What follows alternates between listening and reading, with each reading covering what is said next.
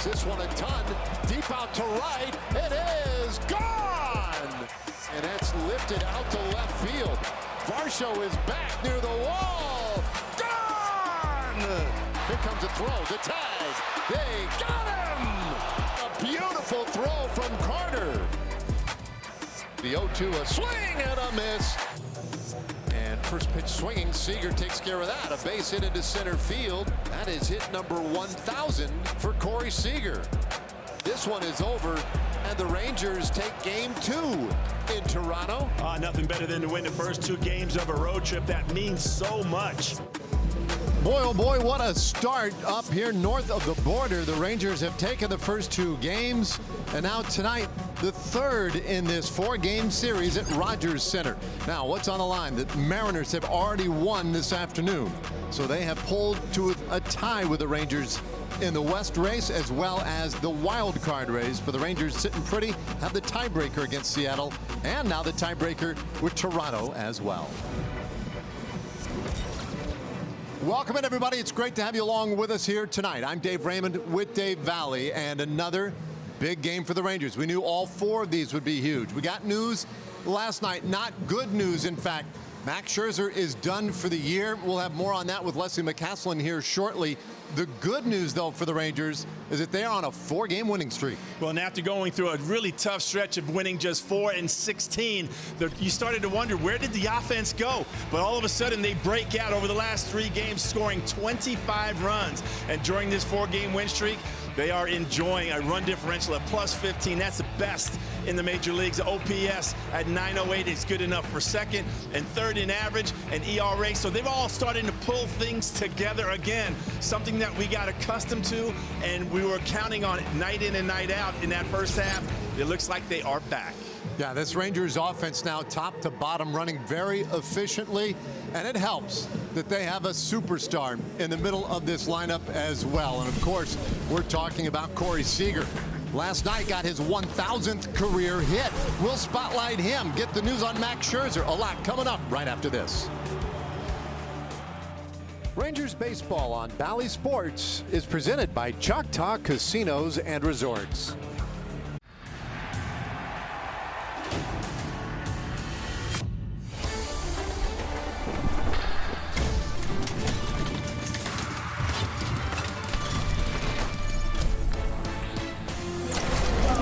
Well, the Toronto Film Festival is going on here, but the biggest show in town is the Rangers, as Rangers baseball on Bally Sports is presented by Choctaw Casinos and Resorts. Game 3 against the Blue Jays.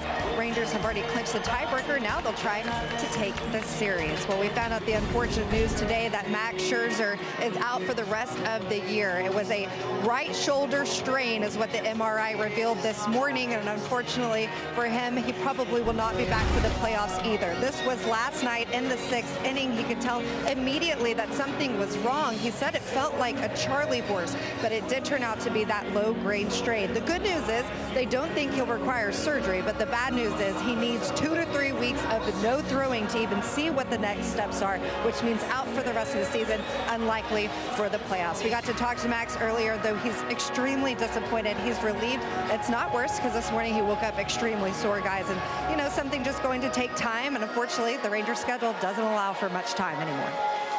Nope, and he made it clear too this afternoon. He has no intention of this thing turning into a surgical need. So hopefully it'll quiet down. He'll have the off season to get it back into shape for next year. And who knows? Nobody's completely ruling out yet the idea of him pitching in the postseason. First, though, the Rangers have to get there, and they are prepared to do so, especially if they can get a win here today. That'd be big.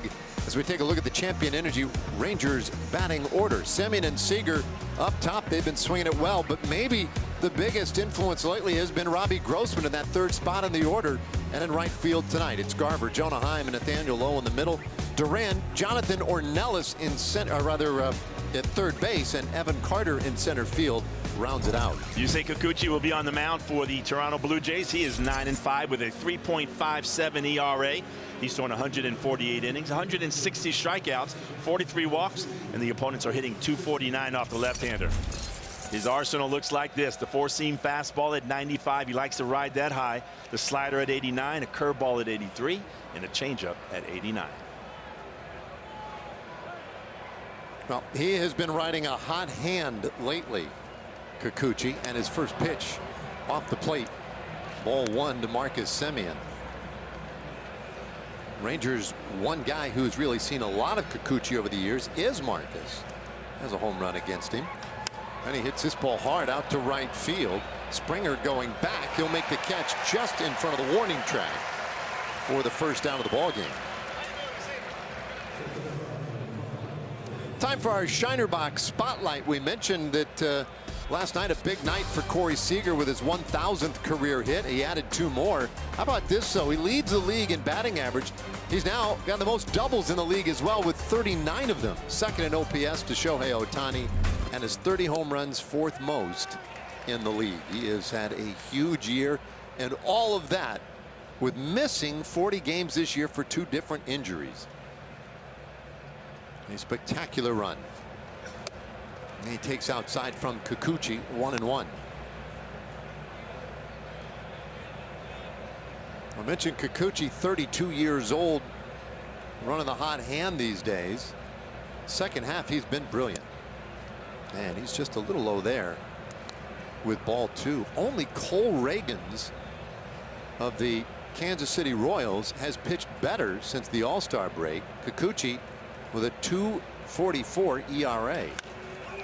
And that's pulled down to first. Good backhand pick by Guerrero. And with Kikuchi covering, they take care of Seager for out number 2. Well, for a big man, Guerrero Jr. moves very well over there at first base. Remember, he came up playing third base. He steps back, makes the backhanded play, and throws a strike over to Kikuchi to finish off the play at first. It's pretty nicely done there by Guerrero, and now Robbie Grossman will be the batter. Second night in a row now that the Rangers have Grossman in the 3-hole in the lineup. Yesterday, he walked, homered, had a base hit. Another really good game from Robbie Grossman. 9 home runs, now 46 RBIs for the switch hitter.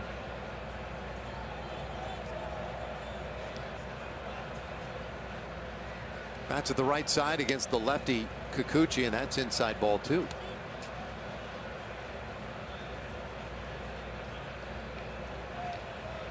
Kikuchi already having some words with the home plate umpire on that first pitch to Robbie Grossman.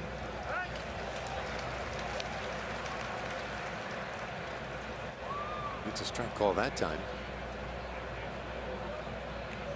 Emil Jimenez, our plate umpire. And the 2-1 pitch. This one is hit well center field. Varsho back, and just not deep enough for Grossman. It's a 1-2-3 inning for Kikuchi. Nicely done. Jordan Montgomery now ready to go to work.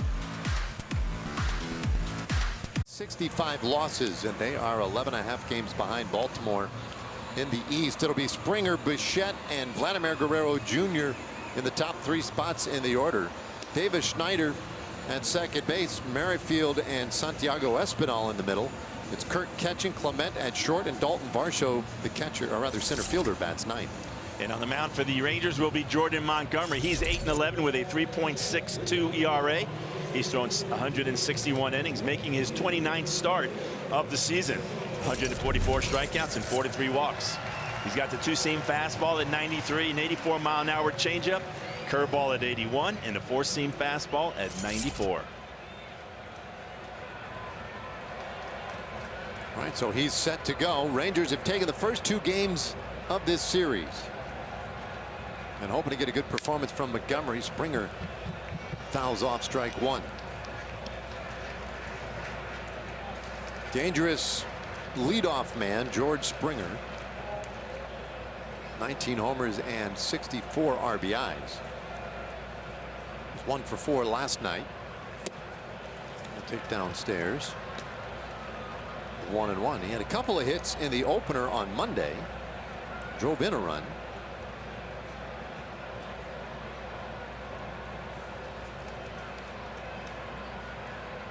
And he hits this high in the air, back of second base. And Semien takes care of it. There's the first out in the bottom of the first inning.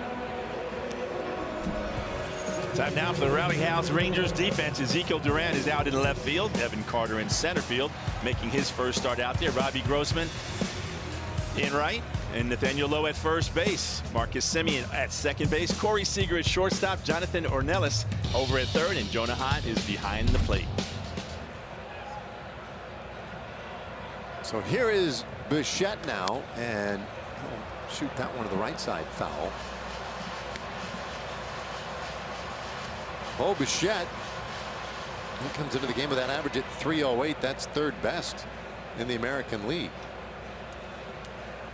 Today, Bichette DHing. And he takes inside. I've seen him at shortstop the first couple of games, but today Ernie Clement will handle the duties out there. Bichette has had a couple of runs recently on the injured list. In fact, twice in the month of August.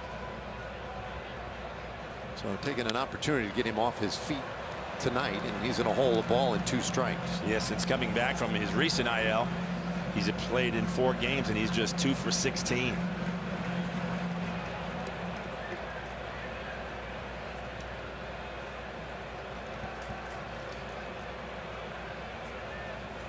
Well, Montgomery ready, delivers, and he won't get Bichette to go after that one. Bichette, he hits for the high average. He does have power, but as Val mentions, it has been a little slow for him coming off this most recent injury, which was a strain in his right quad. That's off the plate. He had previously, he started the month of August, spent better than 2 weeks on the injured list for right knee patellar tendonitis, which really doesn't sound like fun at all. The 3-2 pitch, that one hit out to the alley in right field, carrying pretty well, but Grossman able to make the play just in front of the wall, and Bichette retired. 2 gone.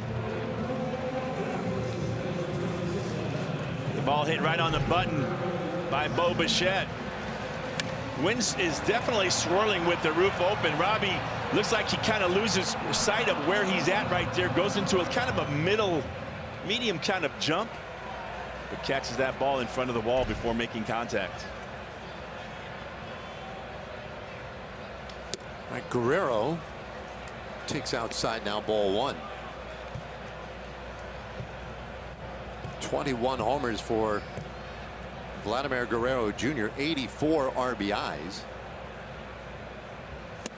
And man, he's taken some criticism around here locally. He has not been anywhere near as good for the Blue Jays as he was last year. Now he's still a productive hitter.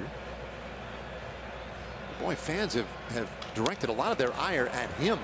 There's a little bouncer shortstop, and Guerrero has an infield hit. He hit that one just poorly enough, and he's on. Yeah, over the last 14 games, he's hitting just .214. This ball just chopped right over the glove of Jordan Montgomery. Corey having to do a do-or-die play right here and going with the bare hand. Unable to get a good grip on that one. And Guerrero with an infield base hit.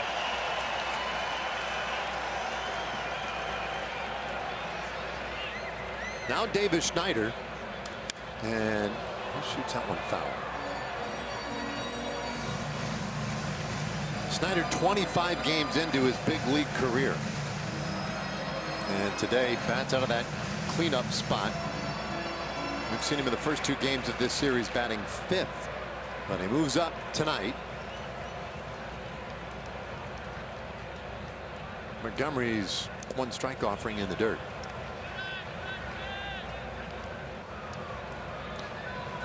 Schneider has been a sensation, a .370 average, 8 home runs and 20 RBIs in 25 games.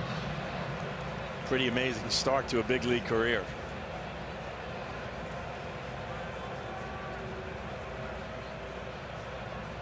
1-1 pitch. And that ball is high in the air, out to left field. Hangs up a little while for Duran, and he takes care of it. The inning is done. To the second, no score in Toronto. Casinos and Resorts, game within the game. We look at the season series now between the Rangers and the Blue Jays, and it's all Rangers. 4 out of the 5 games have gone their way. They've hit the ball well. They've outpitched the Blue Jays by a substantial margin, which is saying something, because this Blue Jays team can throw the baseball. But it has been a great season series for the Rangers, taking 2 out of 3 in Arlington, and they've stolen the first 2 games here in this 4-game series. Mitch Garver to lead it off, and Kikuchi fires that one right on the outside corner. Strike 1.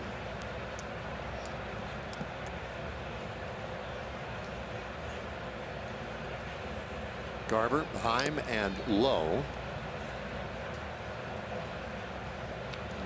4, 5, and 6 hitters for the Rangers.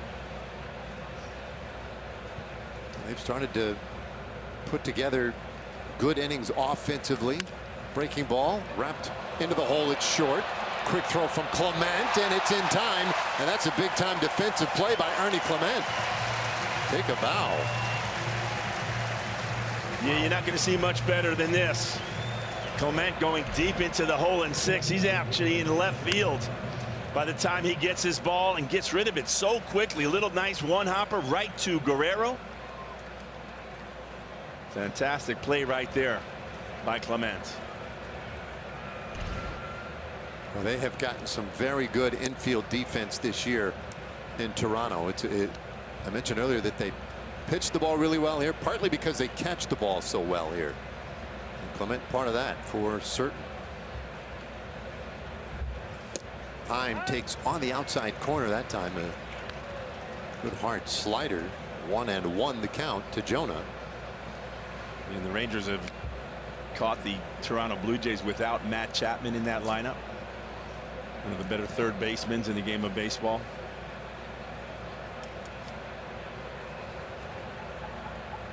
One, and Jonah bounces this right side to his left. Schneider spins, throws, and that's in time. And give Guerrero a little credit on that stretch to get the baseball. 2 good defensive plays here by the Blue Jays. Yeah, Guerrero's come up with a couple of good picks right here. This one, as Schneider throws this ball right in the dirt, but Guerrero stays low and is able to make the play. Schneider having to do the full 360 right there as his momentum was taking him into right field. It's 5 up, 5 down for Kikuchi, and now Nathaniel Lowe batting 6th tonight as he did last night. He takes ball 1.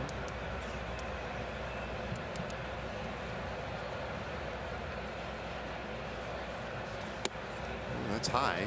Fastball there missing badly. 2-0. Lowe at 275 for the year. He's second now in doubles with 37. His teammate passed him up last night. And that's a strike. 2-1. Seager with a couple of doubles yesterday to take the league lead. Lowe also second in the league with 84 walks. And he lays off a close one there. Ball 3.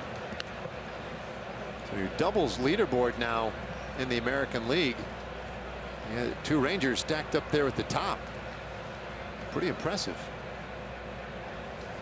And that's way inside. Ball 4. So Lowe draws another walk. His 85th this year. Rangers' first base runner tonight against Kikuchi, who, by the way, you mentioned it, but there were a couple of moments in that first inning where Kikuchi really made it known to our plate umpire tonight, which is Hunter Windelstadt, by the way. Emil Jimenez was scheduled to be the plate umpire today, but Windelstadt is the man back there. And Kikuchi wasn't happy with some of what he saw in the first inning. And man, he wasn't subtle at all with his gestures to home plate. I was a little surprised by that, especially as early as the first inning. And it was Robbie Grossman who was up at the plate. This one on the ground third, and the throw to second base just in time to get a sliding Nathaniel Lowe. So the inning is done. We played an inning and a half tonight in Toronto. No score. Back to Toronto with tonight's Chevy Under the Hood as we take a look at the starting pitcher, Jordan Montgomery's favorite football team. No surprise here, those South Carolina Gamecocks. Position he'd play if he played football, tight end. He says he's not big enough for some of the other ones and too big for, you know, receiver, etc. His love of Canada is the cleanliness. Heard that from a lot of guys this week, and they are right. Toronto is a beautiful city and very clean. No doubt. I mean, they really do keep this place pretty sharp. It is a. So it can be done. It can be done, Val. That's right. That is exactly right. Hello, New York.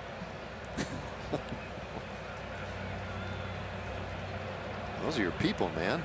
Merrifield leads it off here, and he takes ball one. First start from Merrifield in this series, and he's had a good year at the plate. 281 average. That's 10th best in the American League. That's off the plate. 2-0. He got off to a terrific start as a Blue Jay this year. Reached base safely in the first 22 games they played. It was one of the longer on base streaks to start a season in Blue Jays history. 2-1. In fact, it was the fourth longest. And that helped him on his way to another All-Star selection, his third in his career. 2-1 pitch, and Montgomery's low.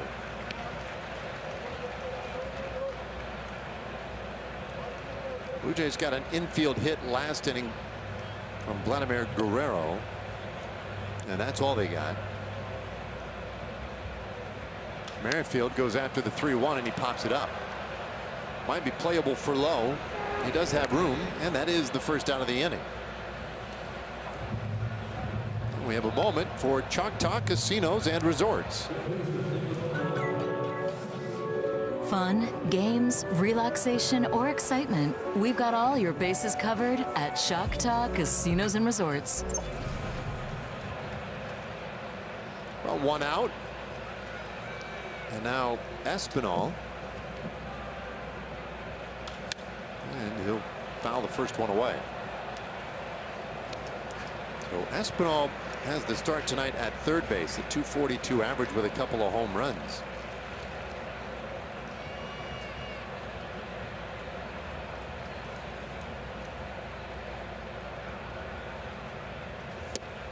It's low. We saw Espinal yesterday. Came on late in the game and as a pinch hitter, and he doubled. Turns out that was his third pinch hit double of the year. And this one lined just over second base. Espinal is aboard. So the second hit of the night for Toronto. Espinal gets his ball right off the end of the bat, but it's just high enough to get over the glove of a leaping Marcus Semien. We saw Marcus go high to his backhand yesterday, making a fantastic play, but that one was just a little bit too high. Didn't hit it real hard, 82 miles per hour off the bat. But he finds pay dirt out in the outfield. Bouncer to first base. Lowe will spin and go to second for one. The relay to first in time for a double play. And Alejandro Kirk has rolled into his 20th double play of the season. And that's a good quick out from Montgomery. Good play right here. Kirk barely gets out of the batter's box. Nathaniel Lowe with a good throw to Corey Seager, and he completes it at first.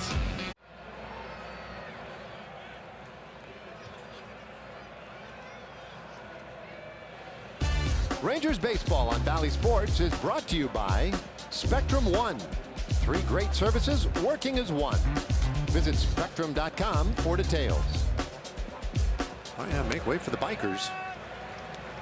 As we get to work here in the third inning now. No score early on. Jonathan Ornelas looking for his first big league hit.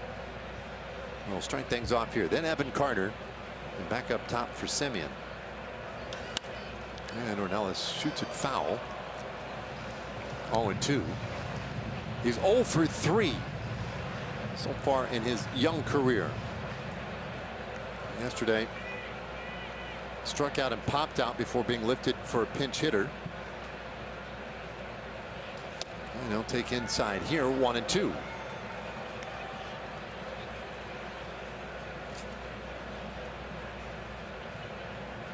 Yesterday was his first real start at the big league level, so it's another one here today. The 1-2 pitch, and that's just a little bit low. Good eye.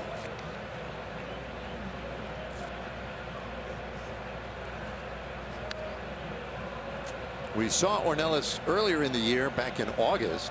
He pinch ran in a game on August 7th in Oakland.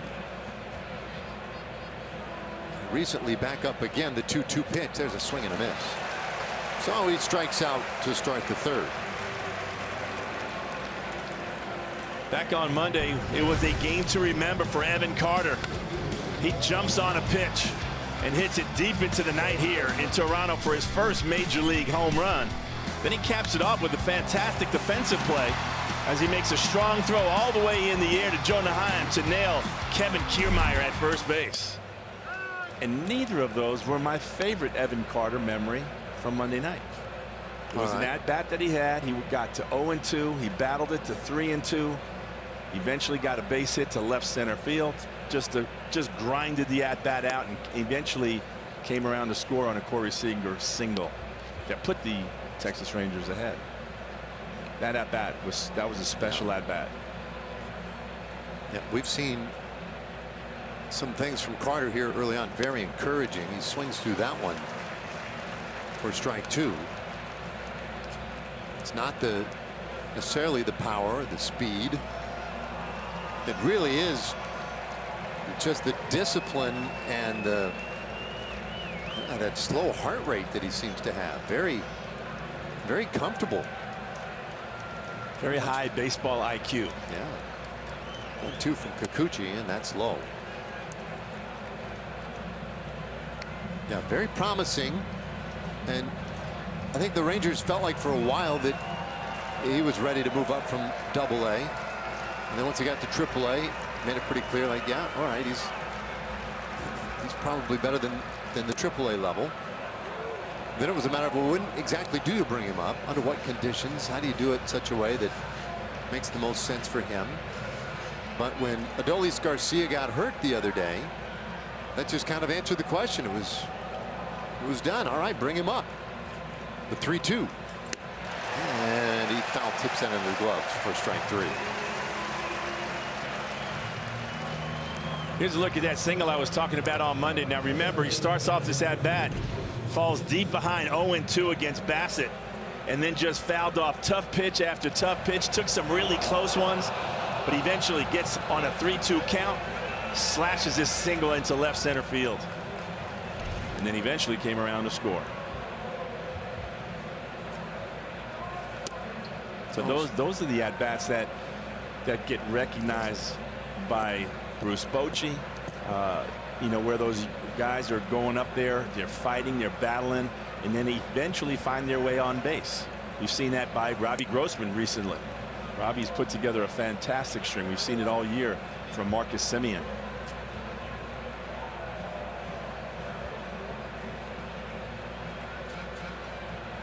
Marcus on a nice little run lately, the 2-0, and he'll take a strike. Hit a ball hard in the first inning. Brought out there to right field for Springer.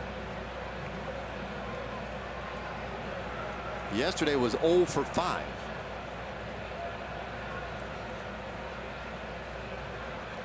It's this ball out to left field. And Merrifield, a couple of steps to his left, makes the catch. So the inning is over. The Rangers still without a hit to the first 3 innings. We've played 2.5 of scoreless baseball in Toronto. Welcome back to Toronto. No score here in the bottom of the third. Well, with the news about Max Scherzer, the question becomes who will fill his spot in the starting rotation. I asked Chris Young this earlier tonight, and he said we have a lot of options, including Andrew Heaney, who was just moved to the bullpen about a week ago. Another option, of course, could be Martin Perez, who has a ton of experience as a starter, or even Cody Bradford. He said we will look to one of them. Probably won't know exactly until closer to Sunday, which would have been his next start. I love what Bruce Bochy said, guys, though, not looking for the easiest fix, we're looking for the right one. Yeah, and Boch adding to that same triumvirate of potentials. He said, you know, we could also, depending on the situation, it could be an opener, right? So it could go a number of different ways. We'll have to wait and see. Clement takes a breaking ball low, 1-1 the count. Well, and going with an opener when you've got guys like Martin Perez out there and Andrew Heaney, guys who can give you multiple innings, certainly makes it a little bit easier if you start off with an opener. This one up the middle, that gets through, and Clement is aboard. Third hit tonight for Toronto. They've had a single in every inning now.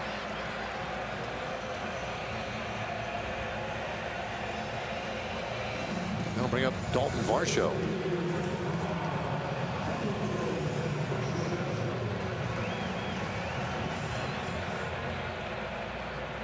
Now Montgomery, it seems today, has made an effort to pitch to contact a little bit.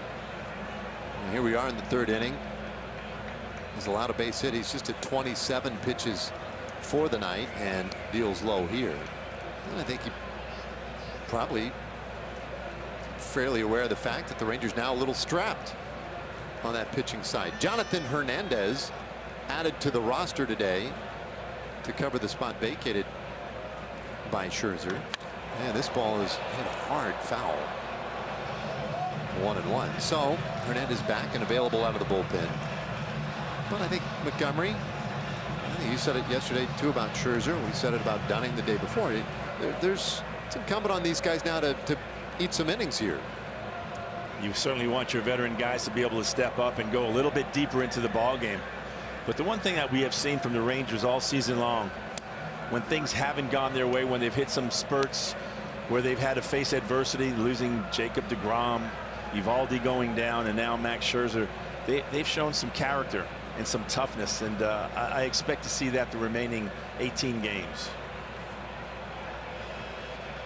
Clement leads at first, the 1-2 pitch. And that just misses. 2 balls, 2 strikes on the 9th place hitter, Dalton Varsho. He's the only left-handed hitter in the lineup today for Toronto. Everybody else from the right side.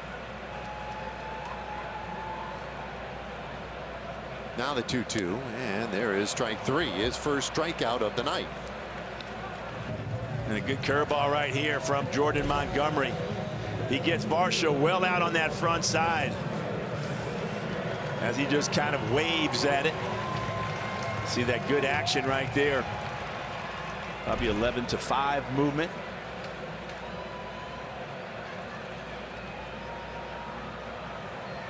So George Springer, the batter. And he'll hit this in the air out to right field. Hanging up a little bit as Grossman tracks it down. And there's the second out of the inning. I think with the roof open tonight, we've seen a lot of balls that seemingly have been hit hard, but they get to that outfield and things just kind of lose that energy out there. Yeah, I think I'd agree with you on that one. It was interesting when they opened the roof today during optional batting practice. I was down on the field at the time, and I could feel the breeze in a way I did not feel it Monday, and I wondered what that would mean if, you know, because when you're down there, you can't tell for sure how it's going to affect balls hit in the air. Yesterday, the roof was closed. Rangers scored 10 runs on Monday with the roof open, but the air wasn't moving like it is today.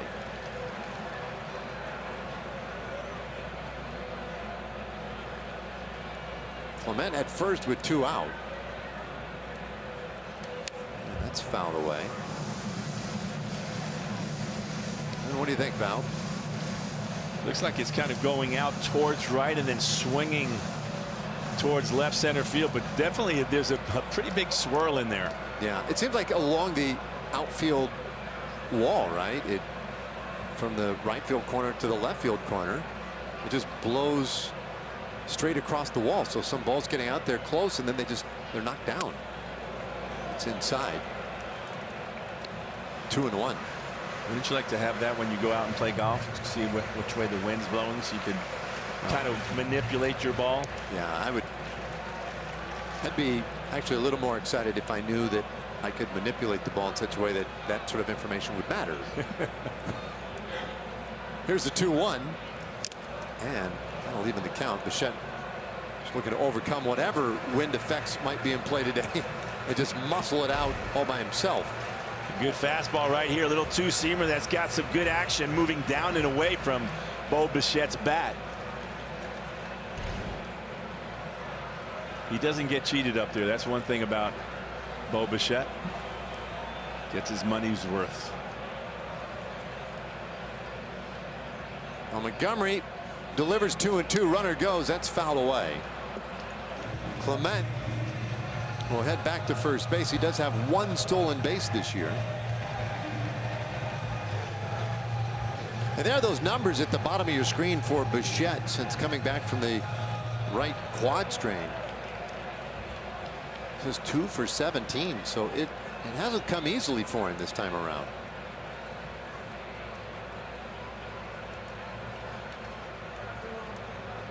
Not going this time, and the 2-2 pitch is in. Full count. Right, so he's running, then he's not running, and now he'll have no choice. He'll be off and going here with 2 out and a full count on Bichette.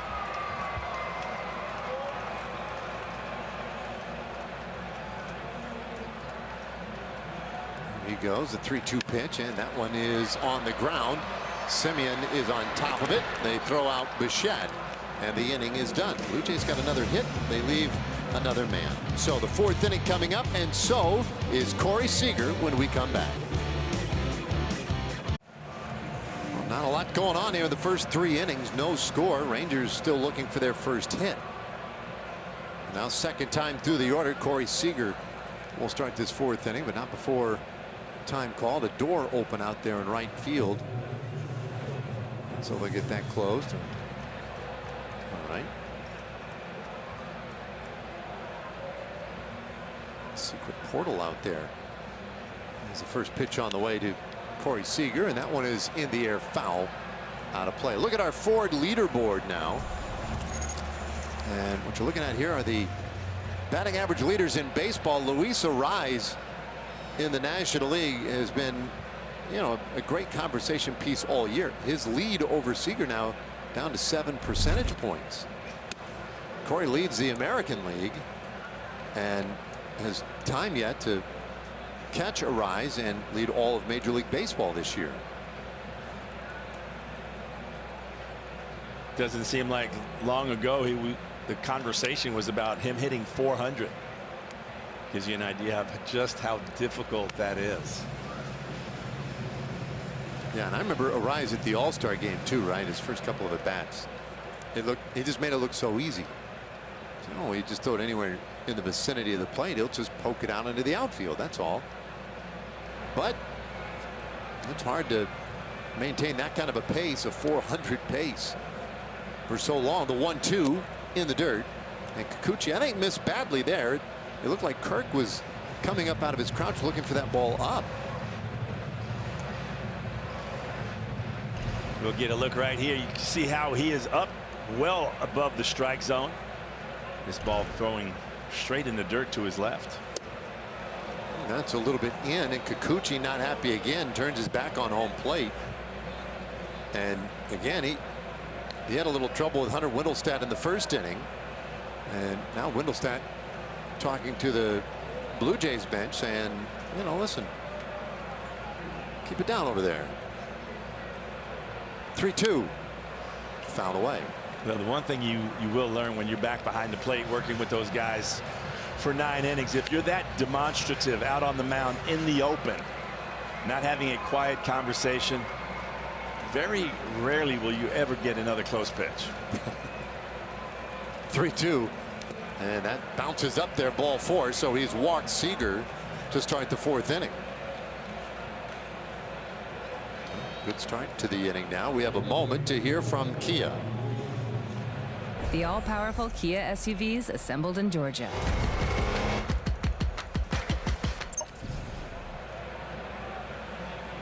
Here's Robbie Grossman.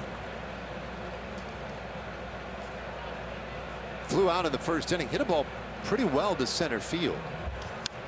And he fouls that one off, strike 1. Big 2-run homer yesterday. How about those numbers over the last 3 games? Pretty good. A lot of walks lately too for Robbie, and he shoots out up the middle. That's a base hit. First Rangers hit of the game, and they have the first 2 men on in the 4th inning. Well, and no surprise that it comes off the bat of Robbie Grossman, as well as he has been swinging the bat lately. This is a fastball right down the middle, and he has not missed any of these recently. Ball comes back through the box a lot harder than it came in over the plate.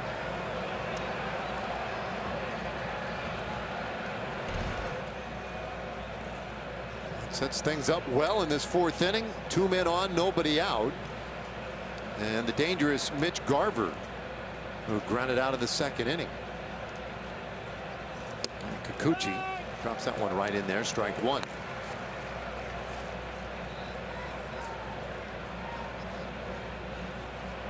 Rangers getting a similar look on back-to-back nights here from Toronto. Left-handers, neither of whom really overpowering. Kikuchi's stuff maybe a little crisper than what we saw yesterday. There's a swing and a miss.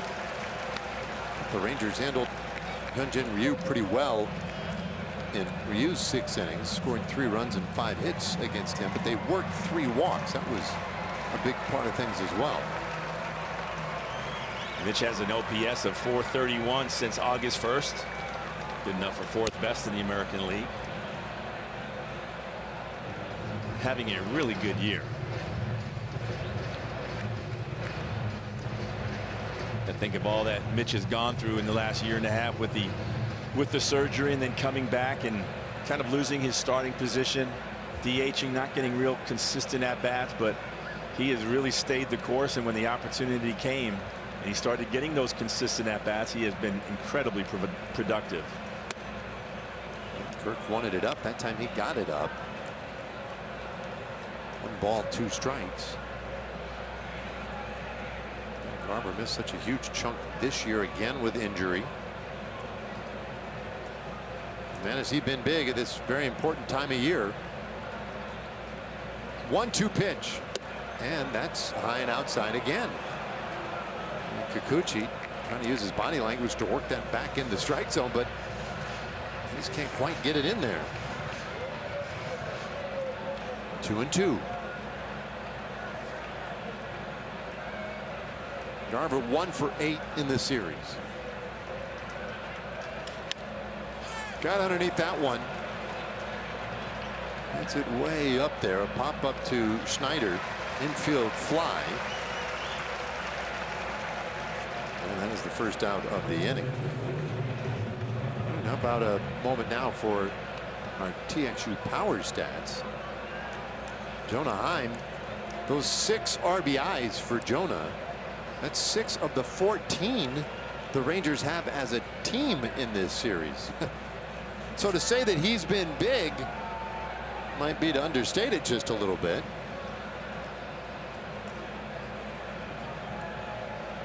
And maybe he's the right guy at the right time here tonight. He takes strike 1. Well, I think back on Monday, at the time of the game when he stepped up there with the bases loaded, how huge that home run felt for this ball club. To get this road trip, a tough road trip coming in, playing 4 against Toronto, the team that you're chasing, to hit that ball at that moment, I kind of felt like there was this sigh of relief. This ball was just absolutely crushed. Jonah knew it from the time it touched the bat. That secured the win that night. First game of the series, first game of the road trip. And Jonah, again, the best part of it is the fact that he's doing it from the right side here against these Blue Jays. Well, that one goes foul. Keeps the count 0-2. Yeah, you get the feeling with what we have seen from the right side of the plate here that Heim is all the way back, and it wasn't an instant return for him, right? Once he came back, he was hitting exclusively left-handed and not with the same kind of success we'd seen all year. Now it seems like he's back. The 0-2 pitch found back our direction. Now he leads all major league catchers with 79 RBIs as a catcher. He's notched him 4 additional RBIs as a DH. So 83 runs batted in so far this year. 2-strike pitch, and this one is by third into left field, base hit. Seager being waved. Here comes a throw from Merrifield. It's up the line, and Seager is in with the first run of the night. Jonah Heim drives in yet another run, and it's 1-0 Rangers. And this ball was an absolute bullet out there into left field. Take a look at where Corey Seager is when Merrifield gets his ball. I know Tony Beasley knows that Merrifield doesn't have a real strong, accurate arm playing out there in left, so he challenges him. This ball well off the line. Corey Seager coming in and scoring easily. Normally you won't send the guy if the outfielder gets the ball before your runner gets to third base, but that time he did. And again, for Tony Beasley, knowing the arm strengths of each and every one of the outfielders that you're playing with every night, that's how he's making his call. He's thinking ahead. Hey, if this ball goes to left field, I can challenge that guy.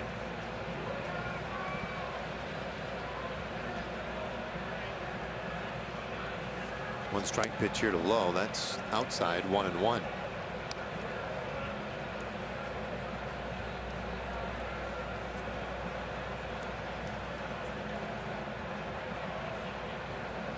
So that first run of the night is in. Looked like Corey had a pretty harsh slide into home plate. Ooh, this ball in the air, center field. Varsho going back to the wall. Gone! Nathaniel Lowe with a 3-run homer. And the Rangers make it a 4-run 4th inning. That is a big shot. Well, and as hard as Nathaniel Lowe hits this ball, the wind did not matter. This ball had some great carry going straight away center field. A little slider down and out over the plate, gets full extension. Man, Nathaniel likes the sound of that one. We could hear it all the way up here in the booth. There was a certain crack to that sound.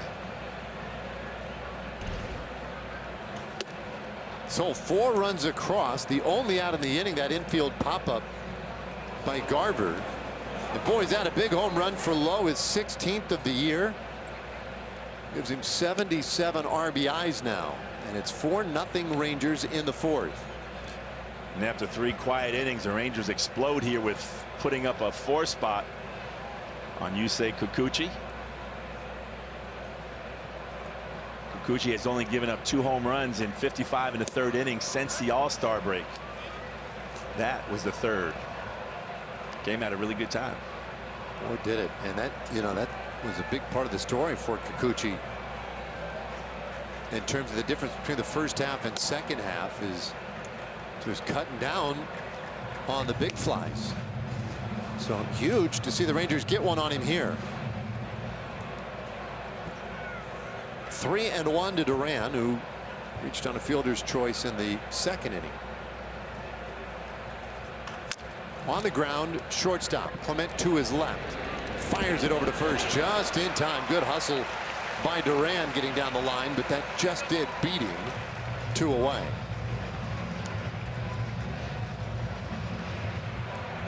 So it'll be Jonathan Ornelas.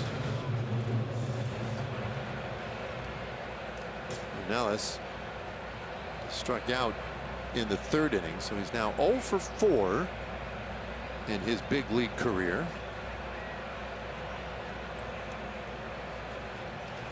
And he'll take a breaking ball right on the outside corner.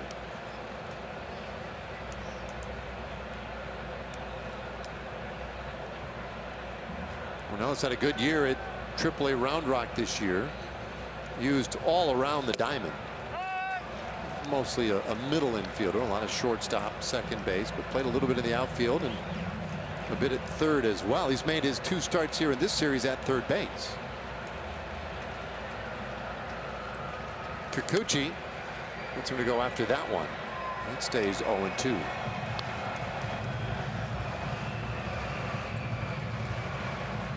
Ornelas, though, a 3rd-round pick by the Rangers in 2018.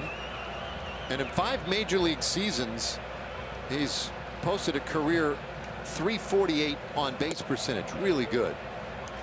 So another guy who has, pretty steady eye, pretty disciplined approach. Career .272 hitter in the minor leagues.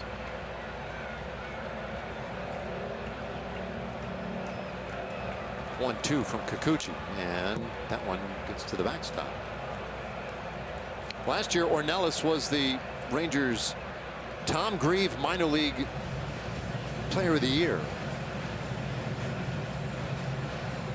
No, I take that back. He was the defender of the year.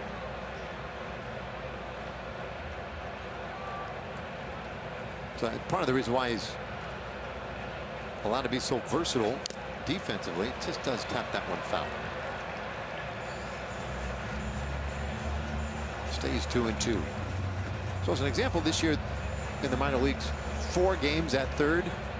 I mean, he's played 2 games at third here already. And there's confidence, I think, both on his side and the Rangers side, that he can handle it just fine. But he takes a backdoor breaking ball here for strike 3. The inning is done, but a good inning it was as the Rangers score the first 4 tonight. Well, after a quiet 3 innings here at Rogers Center, it gets loud in the 4th as Nathaniel Lowe with a long 3-run home run to put the Rangers up by a score of 4-0. Time now for AT&T Fiber fast pitch. Jordan Montgomery on the road with the Rangers in those 4 starts. He's thrown 22 in the 3rd inning, 16 strikeouts, only 4 walks. That ERA, very respectable, 2.01, and opponents hit only 225. Goes to work on Vladimir Guerrero Jr. Bottom of the 4th inning, 4-0 Rangers lead. The Blue Jays sending their 3, 4, and 5 hitters.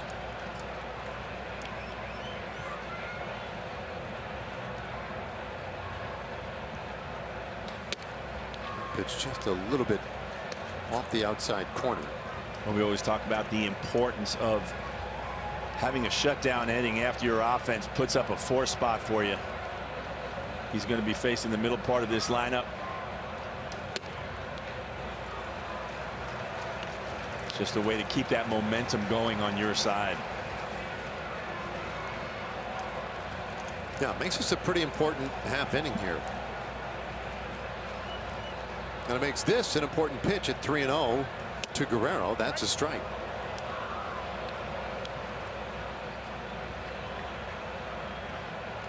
Guerrero, the last 23 games here at home at Rogers Center, hitting only .198 and just 2 home runs.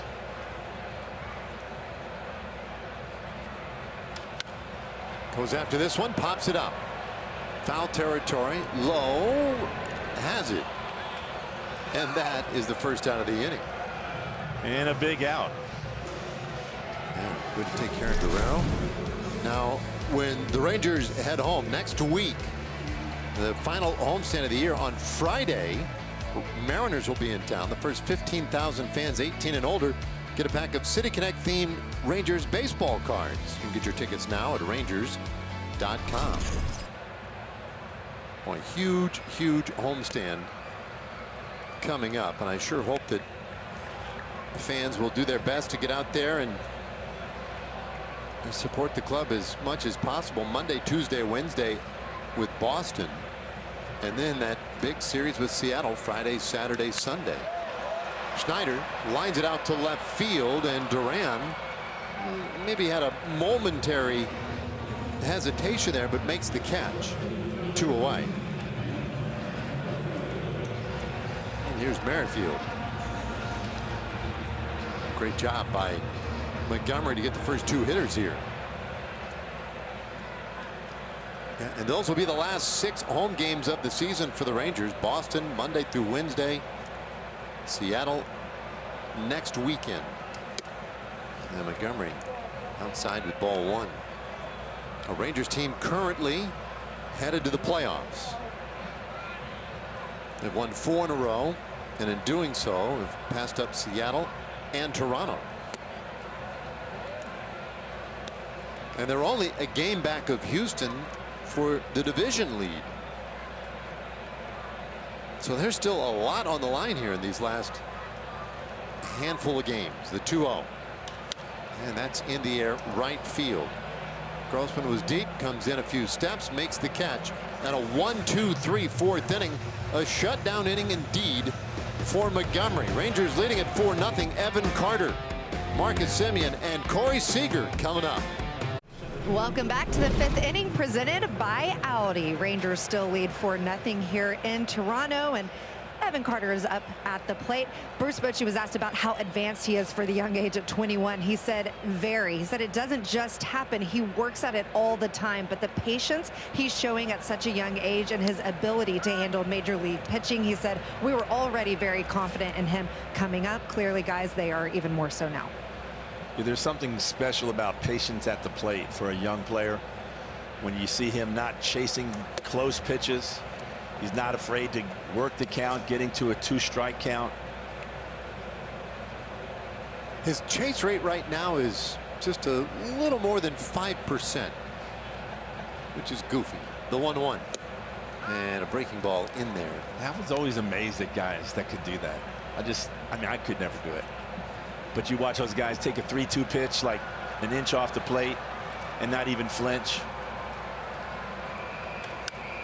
Bloops this one back of third, and Espinal goes into foul ground to make the catch. 1 away. To give you just a little example of what that means, you're like, oh, okay, 5%. I guess that's low. Dave made it sound like that was low. It is. Like the lowest on the team outside of Evan Carter is, you might guess what, Robbie Grossman? It's Robbie. And Robbie's chase rate is exceptional. It's 15.7%. So he's not even a third of Robbie's chase rate. That is pretty amazing. Who is elite, has built a career on it. There's a bouncer, third base side of the mound. Kikuchi, nice play to pivot and throw, and he gets Semien for the second out of the inning. Kikuchi feels his position extremely well. Moves towards the third base side. Watch how he plants that right foot as he makes a spin and gets off a strong throw to get Marcus Semien at first base. I mean, the Blue Jays infield defense today, and Kikuchi included in that, kind of putting on a clinic. This has been really impressive tonight.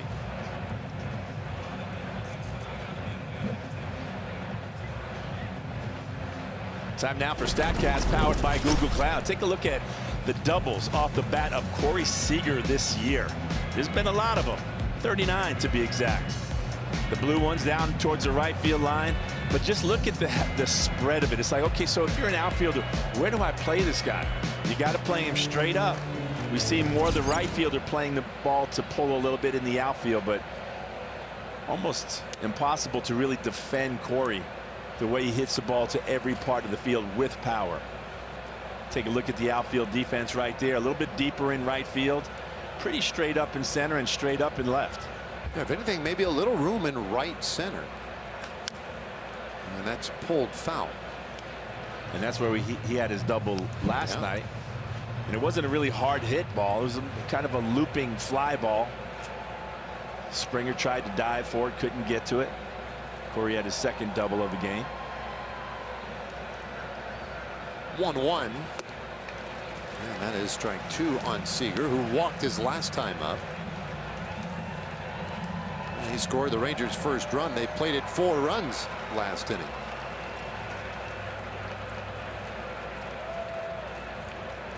Kikuchi to the plate, 1-2, and there's a foul ball. We'll do it again. So Kikuchi had been pretty stingy until that 4th inning. The walk, it was a good battle between he and Seager. The battle he lost. And then the inning got away from him just a little bit. The 1-2 pitch, that one is ripped into right field, base hit. Springer was back deep and able to hold Seager to a single. The way Corey Seager is swinging the bat right now, it's like, where do I throw the ball? He has such incredible plate coverage.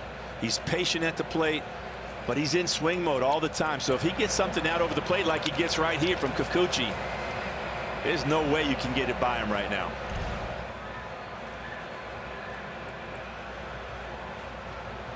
He's on for Robbie Grossman, and Robbie takes inside. Had a base hit his last time up. 1 for 2. A veteran hitter. Rangers signed Grossman right as spring training was about to start. The idea that he would take care of a lot of the work in left field. And it's been quite a journey for Grossman this year. One thing that he has done consistently really well this year is hit from this side of the plate. He's a right-handed hitter. He has really done the Rangers right. And that is downstairs. 2-1.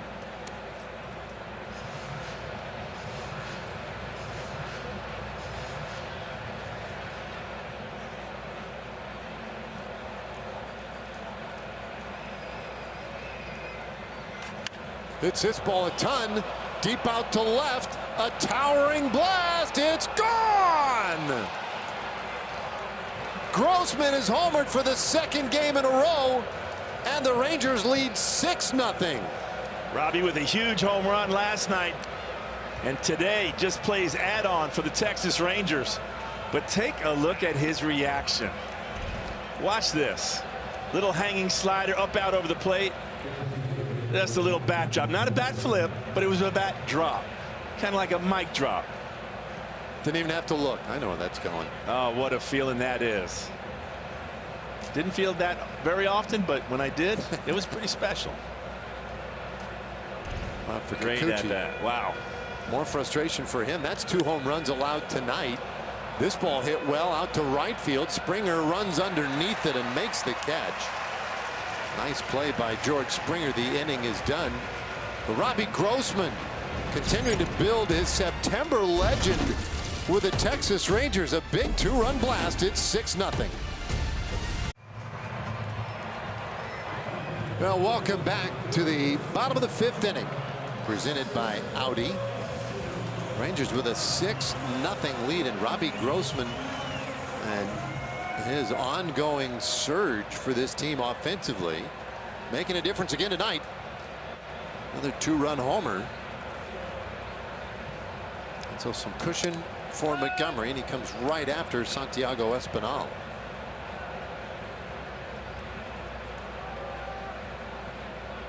Bottom of the 5th.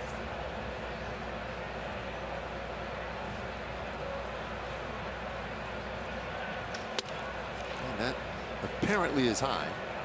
Pretty close. 1-1. Well, Montgomery has turned back 6 straight Blue Jays. Last inning was his first 1-2-3 of the night. A big shutdown inning that got the Rangers back up there and allowed them to score 2 more runs.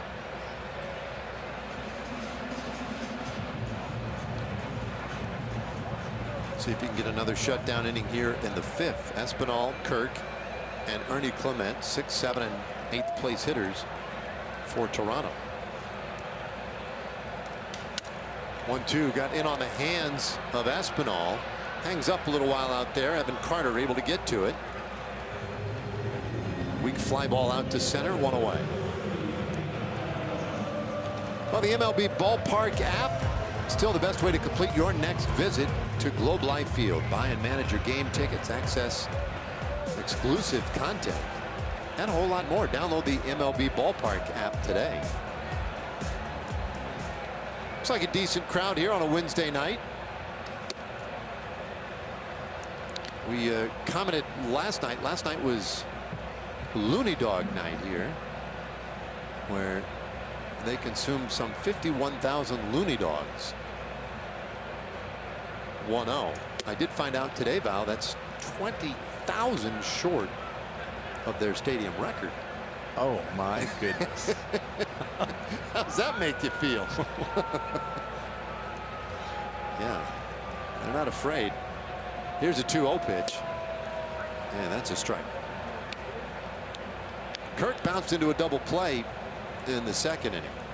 But he didn't give it much of an effort out of the box on that double play in the second.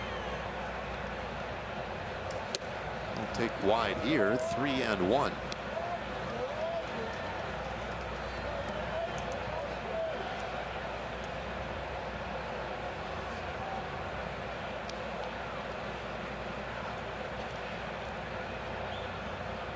Montgomery eases that one in there, and it's a full count to Kirk.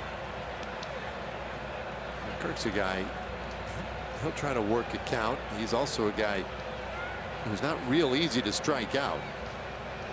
Walks almost as often as he punches out. The 3-2 pitch, and he'll pull that one foul. This is the kind of thing he does. If it's close with 2 strikes, he'll find a way to get a bat on it at the very least and keep things going. And he's tough to pitch too. Not a big strike zone. He's about probably 5'7", standing tall on top of his cleats. Yeah. There's something about shorter guys, right, with the shorter arms. It just, I don't know what it is. They don't have as big of holes maybe to pitch to.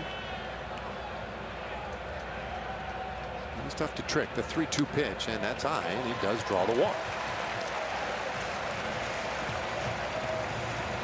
Kirk is on with 1 out, and it brings up Ernie Clement. That's a first walk allowed today by Montgomery.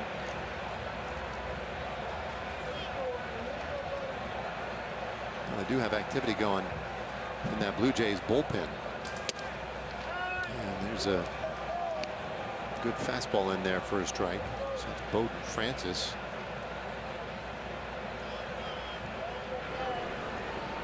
We saw him in Monday's game.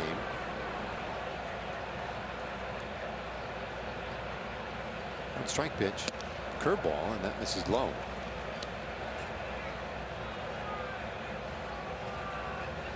Clement was a guy who was signed just with, like, I don't know, about 2 weeks, maybe less than 2 weeks to go in spring training this year.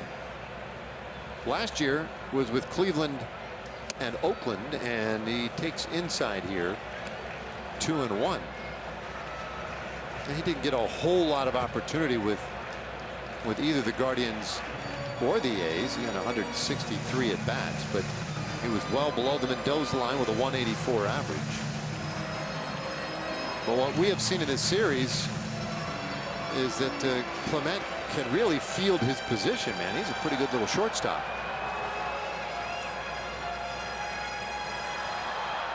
First and foremost priority, right, of any shortstop is defense.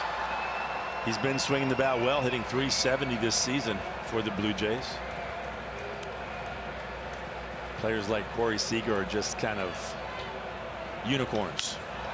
Well, this ball in the air, center field. Carter runs it down, and 2 away. Yeah, just 27 games this year for Clement. But that fly out is the second out of the inning. Dalton Varsho, the 9th place hitter, now coming up. Well, Montgomery, he's done a nice job. He's kept the pitch count in check at 65 now. Varsho struck out in the 3rd.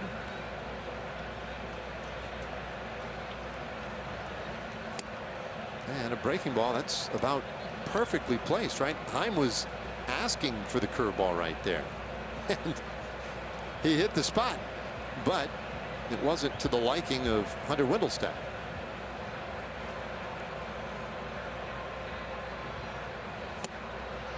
This time tried it with a fastball, and similar result, 2-0.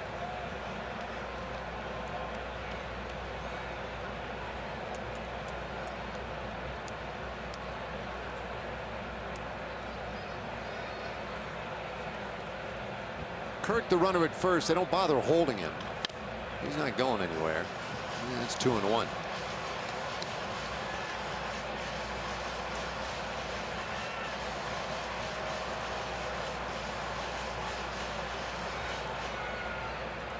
I mean, Lowe's in the area code, but they're not concerned about the Blue Jays catcher taking off. 2-1. Bouncer right side. Semien has it. Little underhand toss. And they finish off Varsho and the Blue Jays in the 5th. 5 shutout for Jordan Montgomery so far. Rangers baseball on Bally Sports is brought to you by Choctaw Casinos and Resorts and Jexa Energy. Get more free electricity every weekend with Jexa Energy.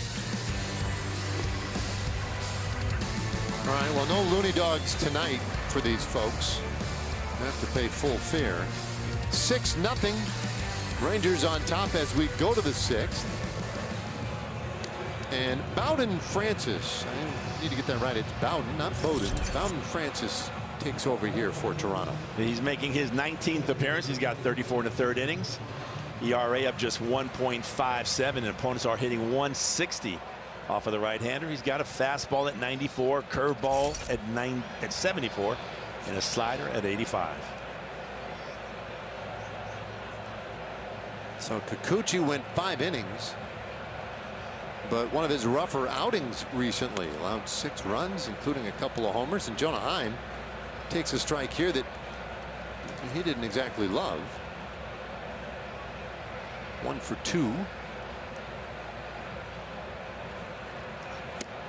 And that's a breaking ball in. 1-1 the count. So Heim came through with a runner in scoring position in the 4th inning. That RBI single, that was the first such instance tonight for the Rangers. He fouls that one away. 1-2.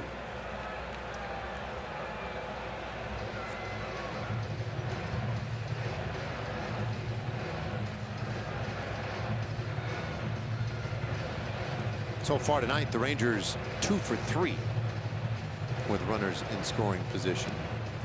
The Blue Jays, you really can't criticize what they've done with men in scoring position tonight because they haven't had a man in scoring position tonight. The 1-2 in the dirt. So the bullpen is on for Toronto. We said at the beginning of the series that their bullpen this year has been really good. Now, the games haven't really lent themselves to seeing the real high leverage guys from this Toronto pen yet. This ball hit hard but foul. Rangers won the opener 10-4 on Monday. And yesterday I guess you could argue they saw some of the better arms out of that bullpen. Meza, Swanson, Richards, who've been big contributors. There's a swing and a miss. Strike 3. Heim punches out to start the 6th inning. So we'll see how it continues here tonight. The good news is the Rangers have a pretty sizable lead at this point at 6-0. And that's been the story. I think you were talking about that earlier tonight. What, 25 runs in the last 3 games? And you got 6 more tonight. All good signs. Quality at bats, guys coming up in clutch situations. Rangers are starting to hit the ball out of the ballpark again. Nathaniel Lowe with that big 3-run home run to center field in his last at bat. Why not take another look at it, right? Back in the 4th inning, Nathaniel Lowe gets a slider down and away and just hammers this to straightaway center field. Kikuchi had kept the bats quiet all through the first 3 innings. Rangers put up a 4 spot on him in the 4th. 1-2 the count now on Lowe.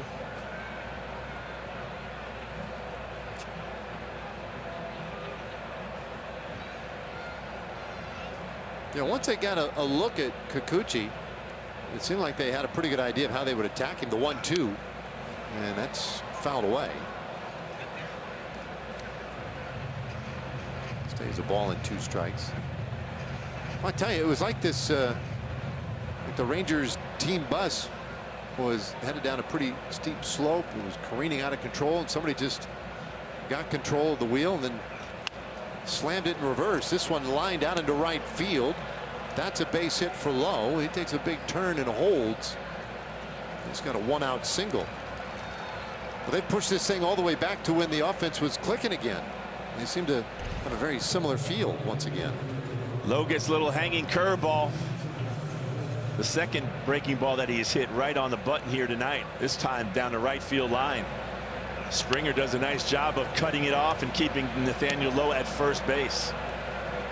I thought he was going to try to challenge him. Made a big turn, but headed on back to first. Now Travis Jankowski will pinch hit here for Duran. Jankowski with a huge hit last night, jumping on the first pitch and hitting a base hit and RBI to left field. Set up in on him, and he'll take in 2-0.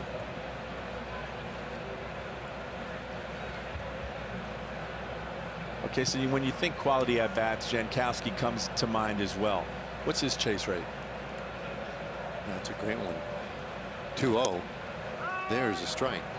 He really had been one of the best there for the longest time for the Rangers. He's 3rd on the team. His chase rate just a skosh above 16%. And again, that is elite. Garver right in that same neighborhood. 2-1 pitch. That's low. So Evan Carter is basically just off the charts. I mean, it's not. Look, the other thing in fairness that you'd have to say about it for Carter is it's not likely to stay at 5%. It's kind of hard to sustain. And a much smaller sample size, of course. Right. High fly, right field. Springer has time to get there. 2 away in the 6th inning. All right, we have time now to hear from Rally House. Get ready for kickoff, Texas. Rally House has the game day gear you're looking for, including Cowboys sideline gear and the latest college style. Another pinch hitter, Josh Smith, bats for Ornelas now. Ornelas finished the night 0 for 2. Lowe leads at first base, and a breaking ball is outside.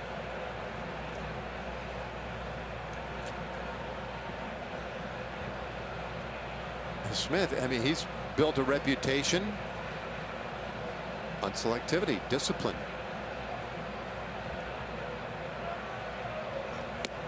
He takes low, and so not surprising to know that Smith is 5th on the team. His chase rate, again, very good. Under 20%. 24.9. But sorry, let me amend that. This one fouled away. 20%. I don't know, 20%, 20.8%. So yeah, if it's outside of the zone, pretty slim chance that he's going to flail at it.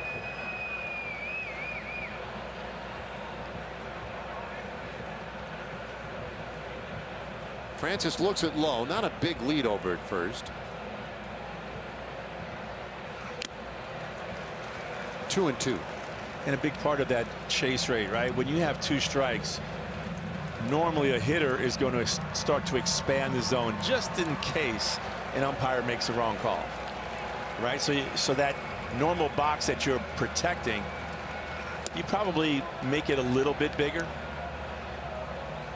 So to see a 5% or a 15% from Robbie Grossman is just absolutely amazing. And that also means that you're going to take some called 3rd strikes too, because you're going to get rung up on pitches that are not strikes.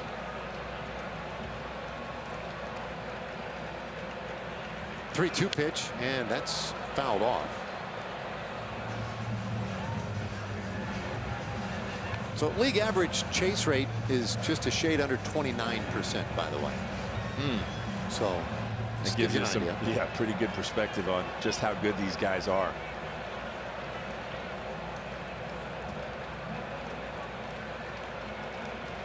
Here's a 3-2. Runner goes. This one lined into right field. That's a base hit. And Lowe slams on the brakes at second. And that's a good base running maneuver right there. He picked up Tony Beasley.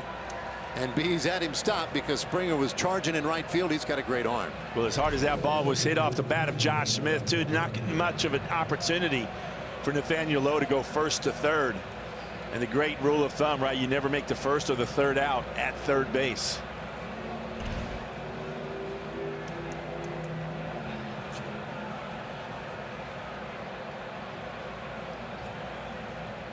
So here's Evan Carter. And there's a pitch just outside of the zone that he lays off. No surprise. Ball one. Chance for Carter to do more damage here. And this would be a big 2-out hit if he can come up with it. Holds off. That's a strike. 1-1.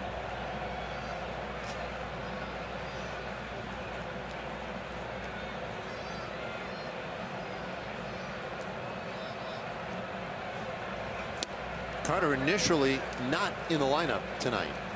A left-handed hitter with a veteran lefty on the mound. But Leody Taveras, who was in the lineup today, was scratched with soreness in his left hand. And so they decided just to give him a day today. Nothing serious.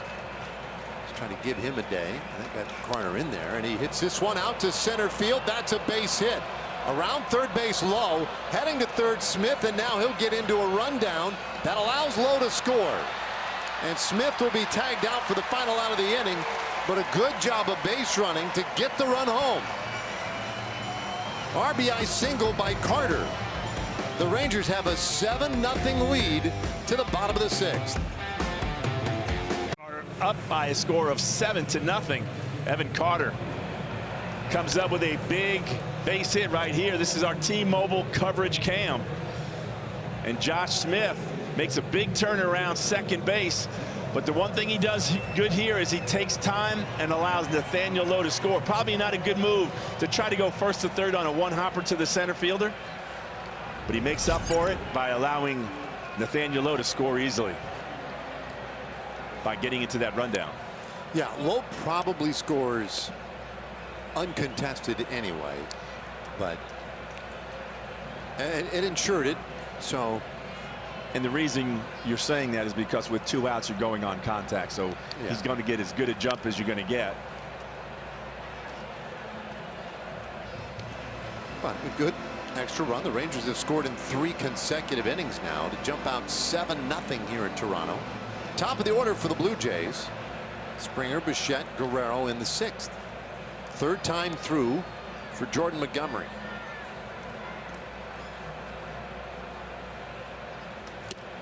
Ooh, and a swing and a miss.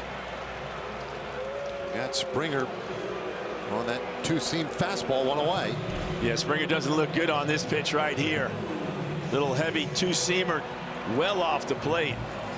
But Springer just off balance and just kind of waves at this pitch. He's had some not very pretty at-bats in this series so far. Well, Bichette with a wild swing and a miss for strike one. Now this 6th inning, the Rangers change up left fielders too. Jankowski, who pinch hit last inning, stays in left. So Jankowski, Carter, and Grossman left to right. Montgomery is inside with that one, 1-1. And that's something we've seen Bochy do all season long, making sure that he has his best defensive team on the field late in the ball game. Just the 75th pitch of the night, and he jumps ahead of Bichette, a ball and 2 strikes. Good slow curveball right there at 80 miles an hour. Montgomery's done such a good job of keeping this Blue Jay team off balance. I say we've seen more really bad swings tonight than we've seen maybe in any game this year. They have been guessing and guessing wrong largely all night.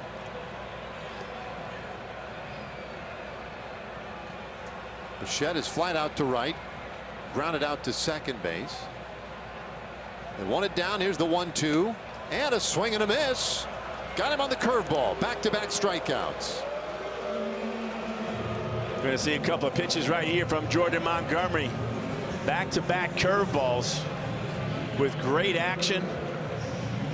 Pulling the string and keeping the Bo Bichette way out in front. There's the first one. He's got so much confidence. He says, you know what, I'm going to go right back with it. And he gets Bichette for strike 3. We heard some boos after that last strikeout, and now Vladimir Guerrero Jr. steps in. The crowd getting a little feisty tonight. That's one thing the Rangers have done. They've kind of kept the crowd out of the game in the early parts. Last night, when the Blue Jays scored a couple late in the ball game, they kind of got riled up a little bit, but tonight they've been very quiet, and understandably so. Yeah. 2-0. And Guerrero takes a strike. This is a place, listen, a road venue that can be really tough. There's a certain energy in this building most nights. We have not seen it here this week, though, and Guerrero lifts a high fly ball right field. Easy play for Grossman, and a 1-2-3 6th inning. And as the natives a little restless, Jordan Montgomery, 6th shutout, hasn't allowed a Blue Jay to second base. Tonight it's 7-0. Montgomery tonight has been exceptional. The last 4 starts he really struggled, but tonight he's pitching like Cy Young. Gets a big double play right here and has really kept the Blue Jays bats off balance and untouchable here tonight. Jordan now with 6 innings, giving up only 3 hits, just 1 walk to go along with 3 strikeouts so far. Nathan Lukes takes over in right field now in the 7th inning, and they will go to the bullpen for Jordan Hicks as well. Jordan Hicks, power arms, got 56 2/3 innings, an ERA of 3.49, 71 strikeouts, 28 walks. He's got a fastball that throws at about 100 miles an hour, a slider at 87, and a changeup. Third pitcher of the night for Toronto. Kikuchi, Bowden Francis, and now Hicks. And his first pitch, old foul.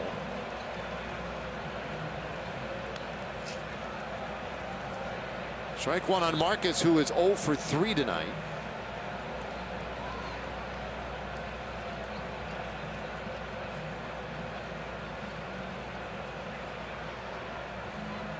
Hicks goes from the stretch exclusively, and that's a good fastball. Catches the bottom of the zone. 0-2 on Marcus.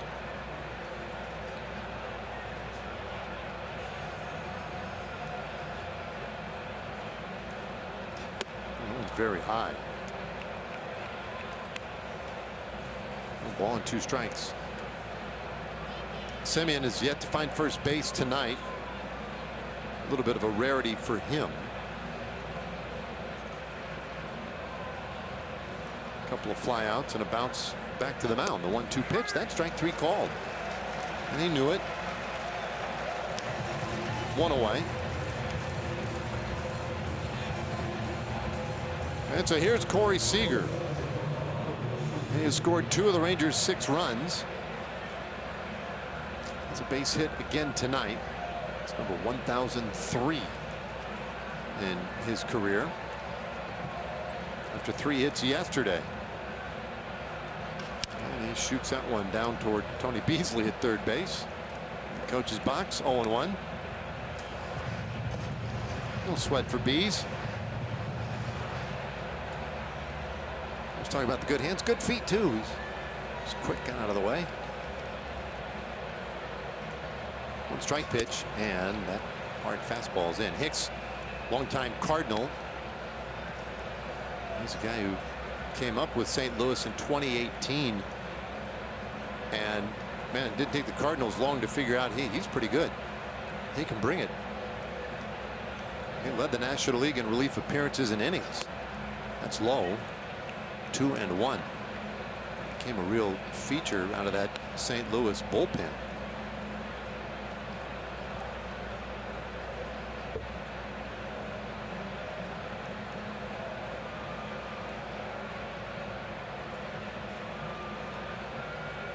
Celebrated his 27th birthday about a week ago, and now Seager fouls that one away. 2-2.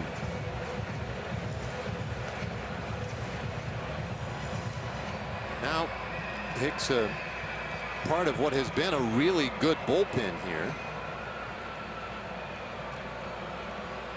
Acquired in that trade deadline deal on July 30th from St. Louis. 2-2 pitch. A high fly ball. Center field for Varsho, and there it is. 2 away. All right, let's check in with Leslie. Well, I asked Bruce Bochy today about Robbie Grossman and how big his at-bats have been during this series. And I mean, they've been huge. He said he finds a way to get on base all the time, whether it's the home runs or the walks or the sac flies. And he said the other thing is that he's been good from the left side, too, and that's not his strong side. He's just one of those guys that's been through it. He's a veteran, and these are the kind of guys that you lean on during this time. Well, and he has certainly been a rock for the Rangers over the last couple of weeks. Judging by the fact that Bruce Bochy trusts him so much, he's got him in that 3 spot here today and last night as well. And what has he done? Just a couple of home runs. Yeah. Well, today, 2 for 3. Somehow gets out of the way of that last fastball from Jordan Hicks. 2 outs, nobody on base. Here's the pitch, and that one bounces away from Alejandro Kirk. 100 miles per hour, and it looked like it hit his glove. It hit his, yeah. I don't know. That was weird.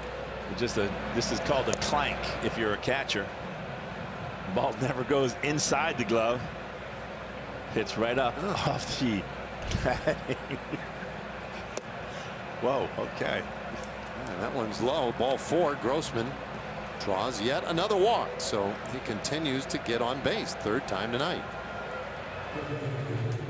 No, as a catcher, is that like the equivalent? That's kind of embarrassing. Right. It's like the equivalent of a broken bat, or so you know, your goal every night is to catch every pitch. Right. At least when I played, that was my goal. Like if I could, it was a personal thing too, a challenge. Like I'm gonna catch everything my guys throw. So if a ball that's probably in the strike zone right there. Yes, that's not a good feeling. Just saying. Physically too. I mean, that was 100 miles an hour. I mean, that probably didn't feel real good physically. 1-0 to Garver, and he'll take a strike. Hicks just going straight heat right now. He's not monkeying around much.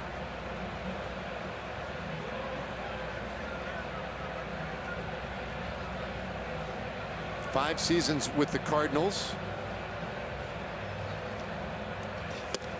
That one is in there. Strike 2. And now a portion of this season with Toronto as well.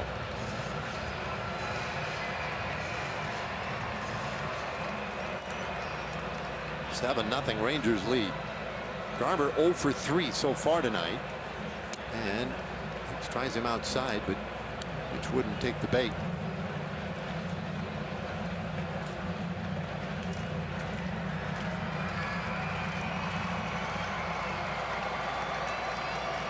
Couple of big home runs tonight for the Rangers. Lowe, a 3-run shot. Grossman, a 2-run blast. The 2-2 pitch, and Garver bounces that through the right side. That takes forever to get to right field, but finally does. And Garver has a 2-out single. So the Rangers now with a couple of base runners. Well, good things happen when you put the ball in play, even if you don't have to hit it hard. This is a good fastball down and away. And Mitch just makes contact on it, but take a look at where Schneider's playing him well up the middle. This ball just a slow roller through the right side for a base hit. That's where Garver keeps his good thing going. He continues to turn in good at bats. 2 men on now for Heim just does get out of the way of that one. 100 miles per hour.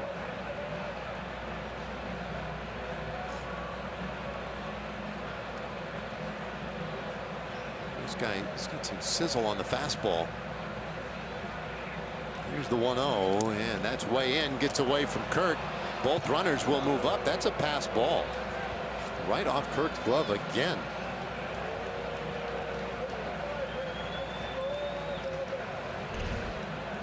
Another fastball right here. He holds on a little bit too long. That's about 6 or 7 inches in off the plate. And Kirk just kind of misplays this one as well. Well, they called it a wild pitch. So I stand corrected. Boy, that's awfully generous. Yeah, it's kind of a simple axiom on those that we go by or have for years, right? If it arrives to the plate in the air, and especially if the catcher puts a glove on it, then that's a pass ball. If it bounces, if it's in the dirt in any way, shape, or form, then you consider it a wild pitch. There are times, though, and this is clearly the case here, where they feel like he just got crossed up so badly, maybe the location missed so badly, that they charge that one to Hicks. But that's either harsh for Hicks or really forgiving for Kirk. Either way, it's a wild pitch. 3-0 now the count. Well, one of the things that happens as a catcher too, you clank a couple of balls like that, now it's in your brain. Now you got a guy on third base and you start thinking about that, because you certainly don't want him to have another one with the runner on third base. Jonah Heim hitting .380 with runners in scoring position this season. Amazing. Favorable count too, and he bounces this one slowly to second. Schneider charges and scoops it underhand to first. They get Heim. The inning is done. Rangers leave a couple in scoring position. It's stretch time in Canada, where the Rangers lead by a touchdown. The next homestand, the final homestand of the year, Saturday, September 23rd. Rangers Mariners, first 15,000 fans get an Adolis Garcia bobblehead presented by TXU. You can get your tickets now at Rangers.com. And there are very limited seats remaining for that weekend series with Seattle. So you might want to start making your plans now. We're inside 5,000 seats remaining for that one. The 1-0 pitch here, bouncer third base. And that's a routine play for Smith over there. One away. Bottom of the 7th inning. Really good pitching tonight from Jordan Montgomery has not allowed a Blue Jay to reach second base tonight. Yeah, we've seen just a lot of soft contact off the bat by the Blue Jays. Jordan's had some really good secondary stuff here tonight that he's throwing for strikes and getting a lot of swings on the Blue Jays hitters.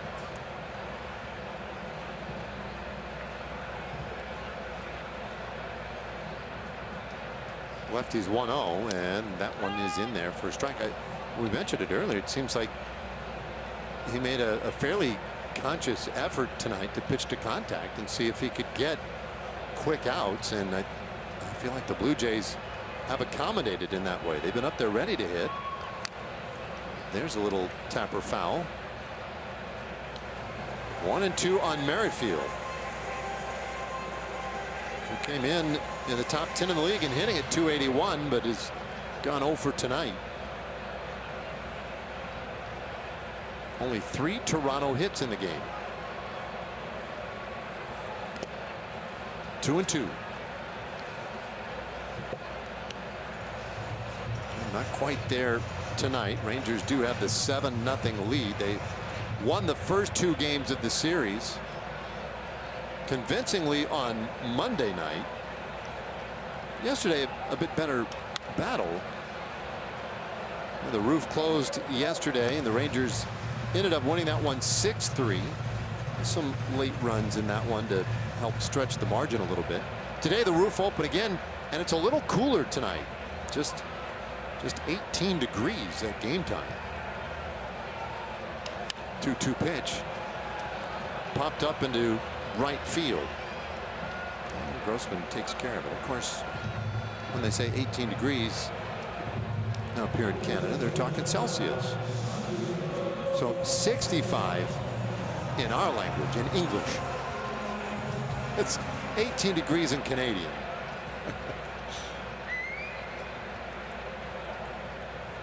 Look at CN Tower right next door. One of the great international landmarks as Montgomery deals low here to Santiago Espinal. And you were telling me about that yesterday. It's the 10th largest, 10th highest, tallest man-made structure in the world, and the largest outside of the continent of Asia. The top 9 tallest facilities in the world, all in the Asian continent. 2-0 pitch, and that is low. Ball 3. And we've talked about what an international city it is. I read something today, 160 different languages spoken in Toronto. It's amazing. Yeah. It's something else when you're here. You really get that sense too. Very, very cosmopolitan, international. They're currently this week, we're not even in our typical hotel here.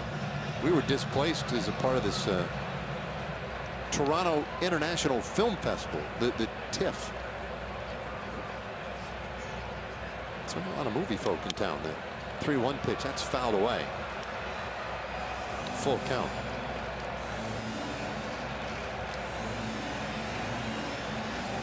Two outs here, nobody on base in the 7th.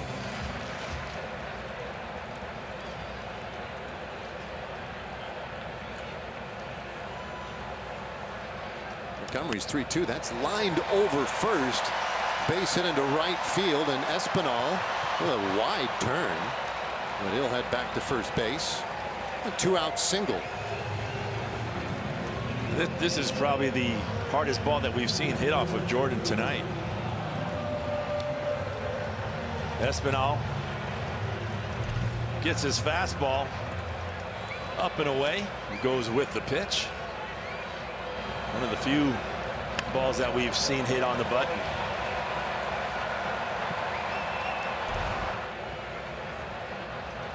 So he's out there now for Kirk, and that one is a little bit low.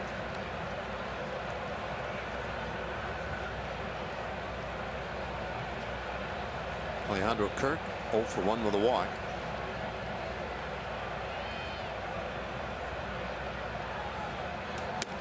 Montgomery's off the plate now.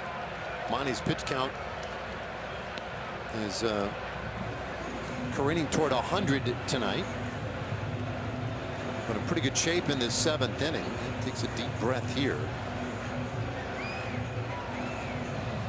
Workload's been pretty evenly spread out, but here comes Mike Maddox.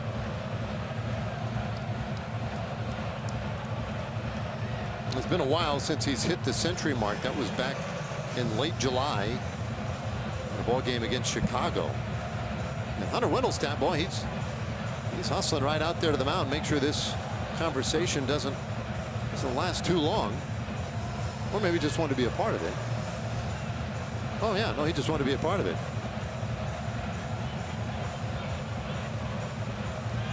Well, meanwhile, the little activity in the bullpen for the Rangers. Martin Perez getting ready. Montgomery this season, he's averaged 90.4 pitches per start. He's thrown his money as 107, and he's got 96 here this evening. Offers 2-0, and Kirk with a soft liner to third, caught down there by Smith. Inning is over, and so Montgomery gets through 7 shutout innings up here in beautiful Toronto tonight. It's 7-0. Game diagnosis tonight has been the big blows off of the bat of Nathaniel Lowe, a big 3-run home run in the 4th inning to give the Texas Rangers a 4-0 lead. And then in the 5th inning, Robbie Grossman, ooh, no doubter right here, a big 2-run home run to left field, his 2nd home run in the last 2 games. Robbie's swinging a hot bat for the Rangers. Well, 7-0 Rangers lead. And some changes now for the Blue Jays. A brand new battery as they dip into the bullpen now for left-hander Cabrera. Heineman, the new catcher, takes over for Kerr. And now Cabrera ready to go to work. And the first offering to Nathaniel Lowe is inside, ball one. Genesis Cabrera. We saw him Monday, I think. And there's 1-0. I believe he was the victim of Jonah Heim's grand slam, if I'm not mistaken. Well, you are spot on.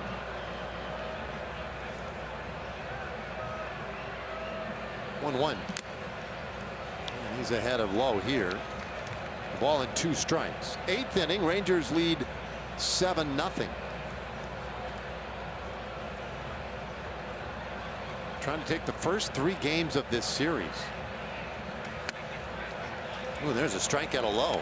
So Cabrera, pretty impressive in that at bat. 1 away.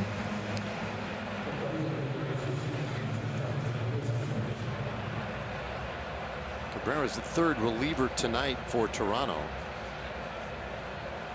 So Francis, Hicks, and now the left-hander Travis Jankowski bats for the 2nd time tonight. He pinch hit in the 6th inning, and he takes way inside here.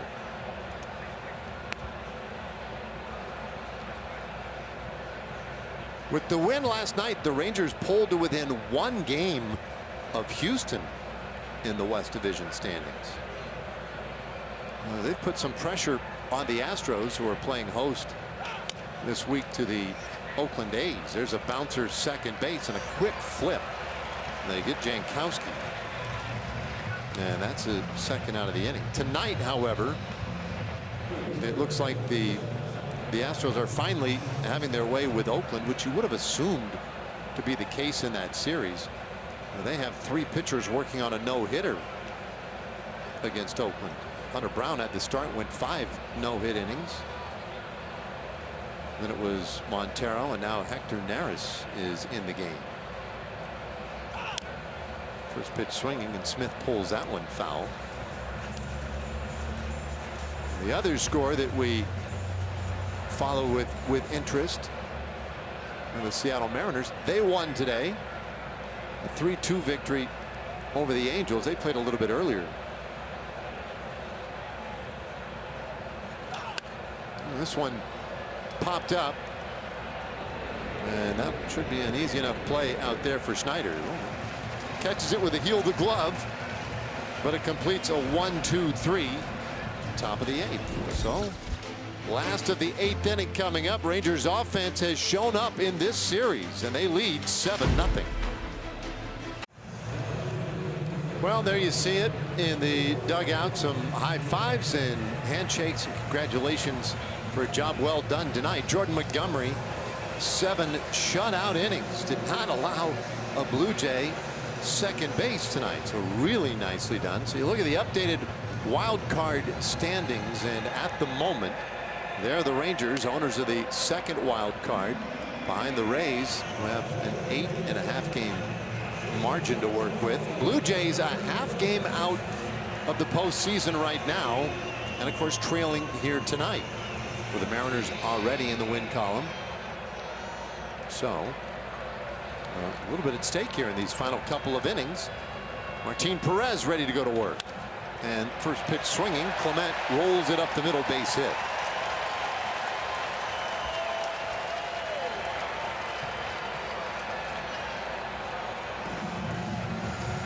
Martin making his 31st appearance of the season. He's got 129 innings, ERA of 4.74. Opponents are hitting .283 off of the veteran left-hander.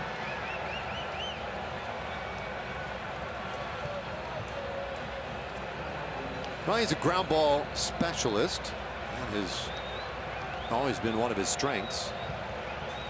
Let's see if he can get one here to erase Clement from the bases. Dalton Varsho, the batter. And he'll take downstairs, ball 1.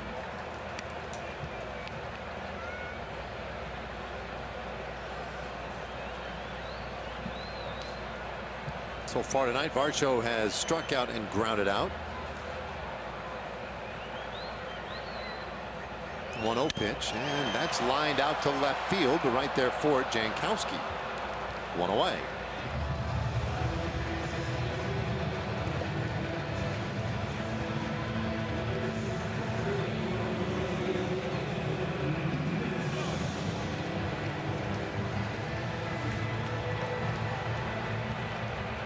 Well, they lifted Springer for a pinch hitter here.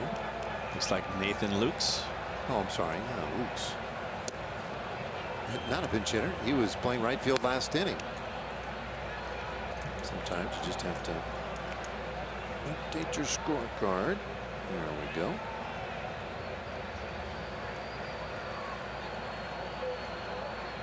One on the way from Perez. And that's a strike.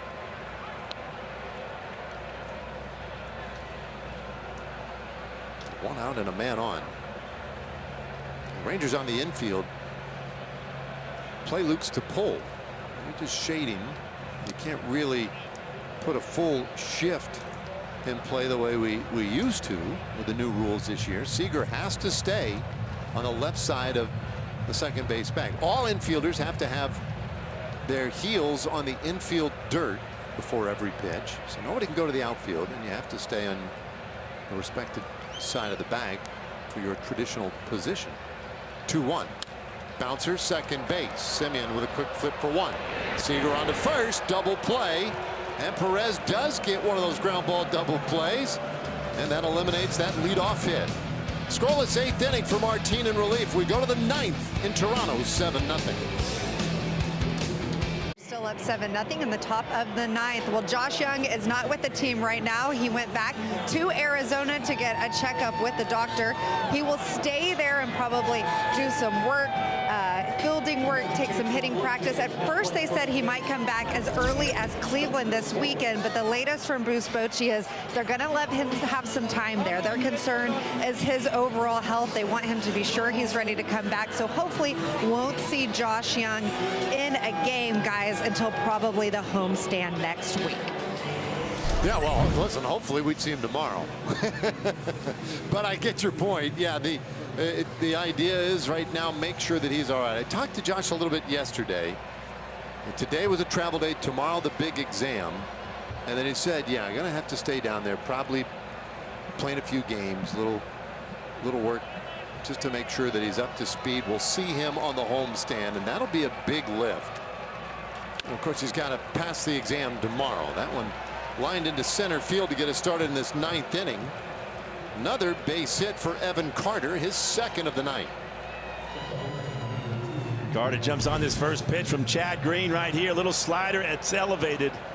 Nice short stroke. Getting that barrel of the bat right to the baseball, hitting it right back through the middle. Keeps his hands inside. That approach works. It's a very high average approach. Well, he continues to impress. Now he's got a lead. He does have 2 stolen bases already. And this ball is hit hard out to the alley left field. That gets down, base hit in the high. Good job by Merrifield to get up and get it. Back-to-back singles to start the 9th inning.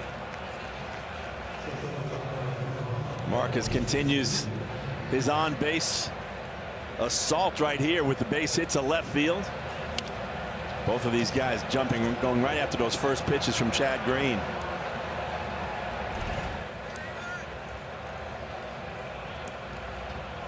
Well, you could see on that play out there by Merrifield just how bouncy this turf is in Toronto. Talking to the outfielders and infielders about the playing surface. It's definitely unique to any of the other turf fields we play. I was actually talking to Corey this morning about this. He says it's very spongy. It has a lot of give to it. So like when you're trying to explode left or right, you feel it pushed down. He said most of the AstroTurfs are not like this. Bounces one down to first. It turns into a double play. 3-6-1. Oh, wait a minute. I take that back. Seager's safe at first. Green, what, did he miss the bag? Well, they're gonna take a look at it. John Schneider, second-year manager here in Toronto, says no. Let's let somebody else take a look and see what they think. The out at second, 3-6. Toronto is challenging the safe call at first base. Well, for Chad Green, this is not an easy play. The ball's hit so hard. He's got to run over there. I think he got it. And try to get there before Corey Seager, because you know they're going to try to turn this quickly. He misses initially, but it looks like he may have gotten it down just in time. Yeah, initially whiffed, but a little tap dancing. It looked to me like he was able to get that foot back down on the bag just a hair before Seager got there. Now looking in the ballpark up at the big video board in center field. You saw Corey Ragsdale's reaction there, and you hear some of the fans. It's now, I think, just a matter of time till we get that call back from New York. Hunter Whittlestat will let us know. After review, the call is overturned. The runner's out. Toronto retains their challenge. All right, so it is a double play. 3-6-1, and there are 2 gone. Carter is at third base.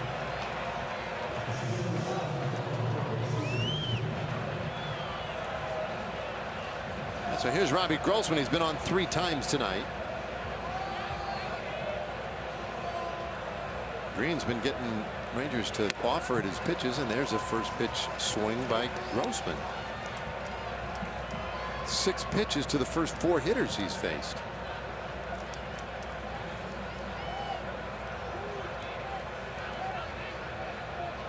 Grossman takes a little high here. 9th inning, 7-0. Rangers on top, trying to make it 5 straight wins. There's a rookie, Evan Carter, just 90 feet away. 1-2.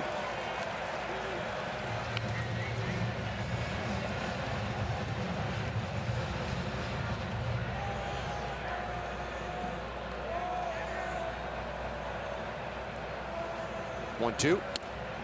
It's a little bit high. Ian Kennedy getting ready in the Rangers bullpen. He would pitch in the 9th inning after a really good job by Martin Perez in the 8th.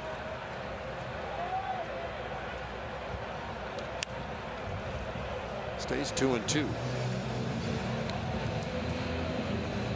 Part of the story for the Rangers now is going to be how do they backfill Scherzer's spot in the rotation. And if you weren't with us earlier, Max Scherzer will be shut down for the remainder of the regular season. The 2-2. That's outside. He had a strain of his teres minor muscle, which is in his shoulder. And so he's done for the regular season. There is maybe just a sliver of hope he could do something in the postseason. 3-2. That's ball 4. The good news is that it won't require surgery, and he'll eventually be back. It's just a matter of whether or not they could get him back in time for any postseason help at all. This was last night, and that was the pitch that did it. And you see him hold that right arm real close to his body. The shoulder slumps a little bit. Got up to think about throwing. He's like, no. And he knew it. Breaking ball here to Mitch Garver. Even on that replay, you saw him say my tricep, or my right tricep, and we're finding out that it was more towards the back of the shoulder. What was the teres major? Teres major. Yeah, sorry. I think I may have said minor last time. This one in the air, deep out to right field. That's carrying well. It's gone. Garver goes the other way. Up over that 13-foot wall out there. A 3-run shot in the 9th. And the Rangers in double digits again tonight. It's 10-0. Wow. Boy, Mitch Garver hits this one high. and far into the seats out there in right center field. This ball has tremendous backspin and carry right here. Looked like Mitch knew he got a good piece of this one. That ball clearly carrying a little bit better than it did earlier in the ball game. And Garver comes up with a big 3-run home run as the Rangers hit double digits, I believe, for the 25th time this season. I think it might be 26th time now. It's hard to keep up with them. Well, there it is. Black and white right there on the screen 25 times. I stand corrected. Many, many times. Heim has a hit. He's driven in a run tonight. 1-2. The count now on Jonah. In those 25 games, that ties them for the most in franchise history.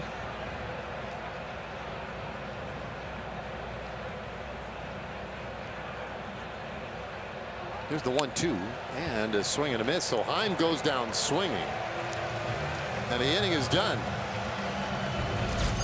Mitch Garver hits a long ball deep right center field for 3 more runs for the Texas Rangers as they jump ahead. Rangers baseball on Bally Sports is brought to you by Baylor Scott & White Health, changing healthcare for the better, and by Choctaw Casinos and Resorts. How about that? A 10-0 Rangers lead tonight. 9th inning up here in Toronto. They've gotten the great pitching. Toronto hasn't gotten a man to second base tonight. And Ian Kennedy charged with getting the final 3 outs here. Kennedy with 14 innings this season, a 6.43 ERA, making his 15th appearance of the season. Austin Hedges comes in to help create a brand new battery. He replaces Heim, gives him a little break. Ball 1 on Bichette. And that's a strike. 1-1.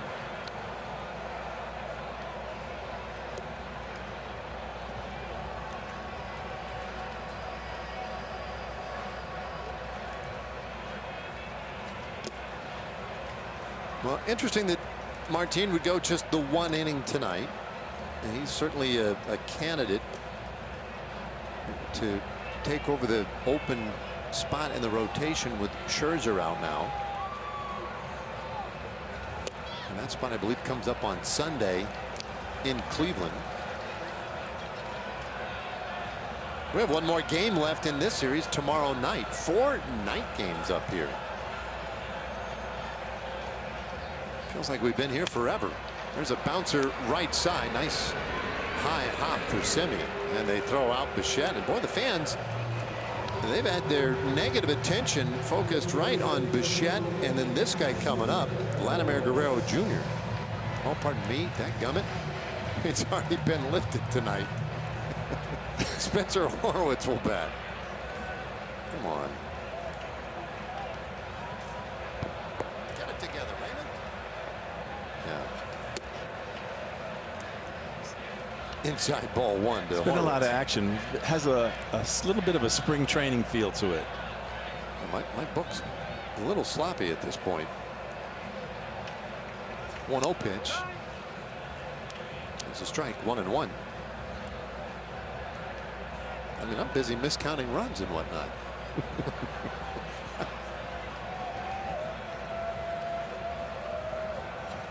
Here's a swing and a miss. Strike 2. Thought it was an open book exam.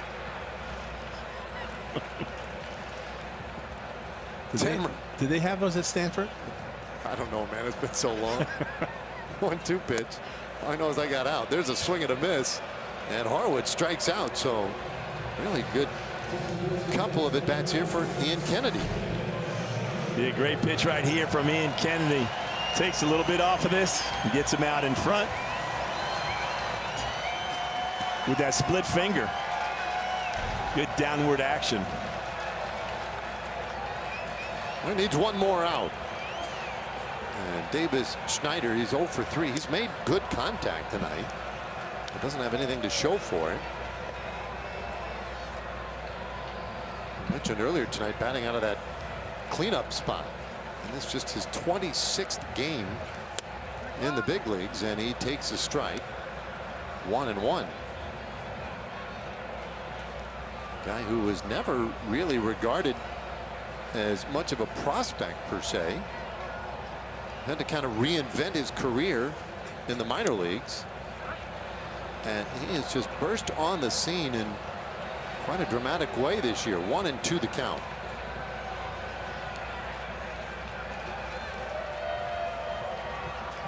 Here's the pitch from Kennedy, and a high fly ball out to center field. Carter is there. This one is over. The Rangers shut out the Blue Jays 10-0, and the fans here are at this point agitated. Rangers have taken the first 3 games of this 4-game series. Well, so many good things to talk about, starting with Jordan Montgomery going 7 innings, giving up only 4 hits, only 1 walk, and no runs. And the bats continue to show up. Nathaniel Lowe with that big 3-run home run. Robbie Grossman, his 2nd home run in as many days. And all smiles for the Texas Rangers. All right, 1 more game to go here in Toronto as the Rangers are streaking. We'll be back to wrap it up in a moment.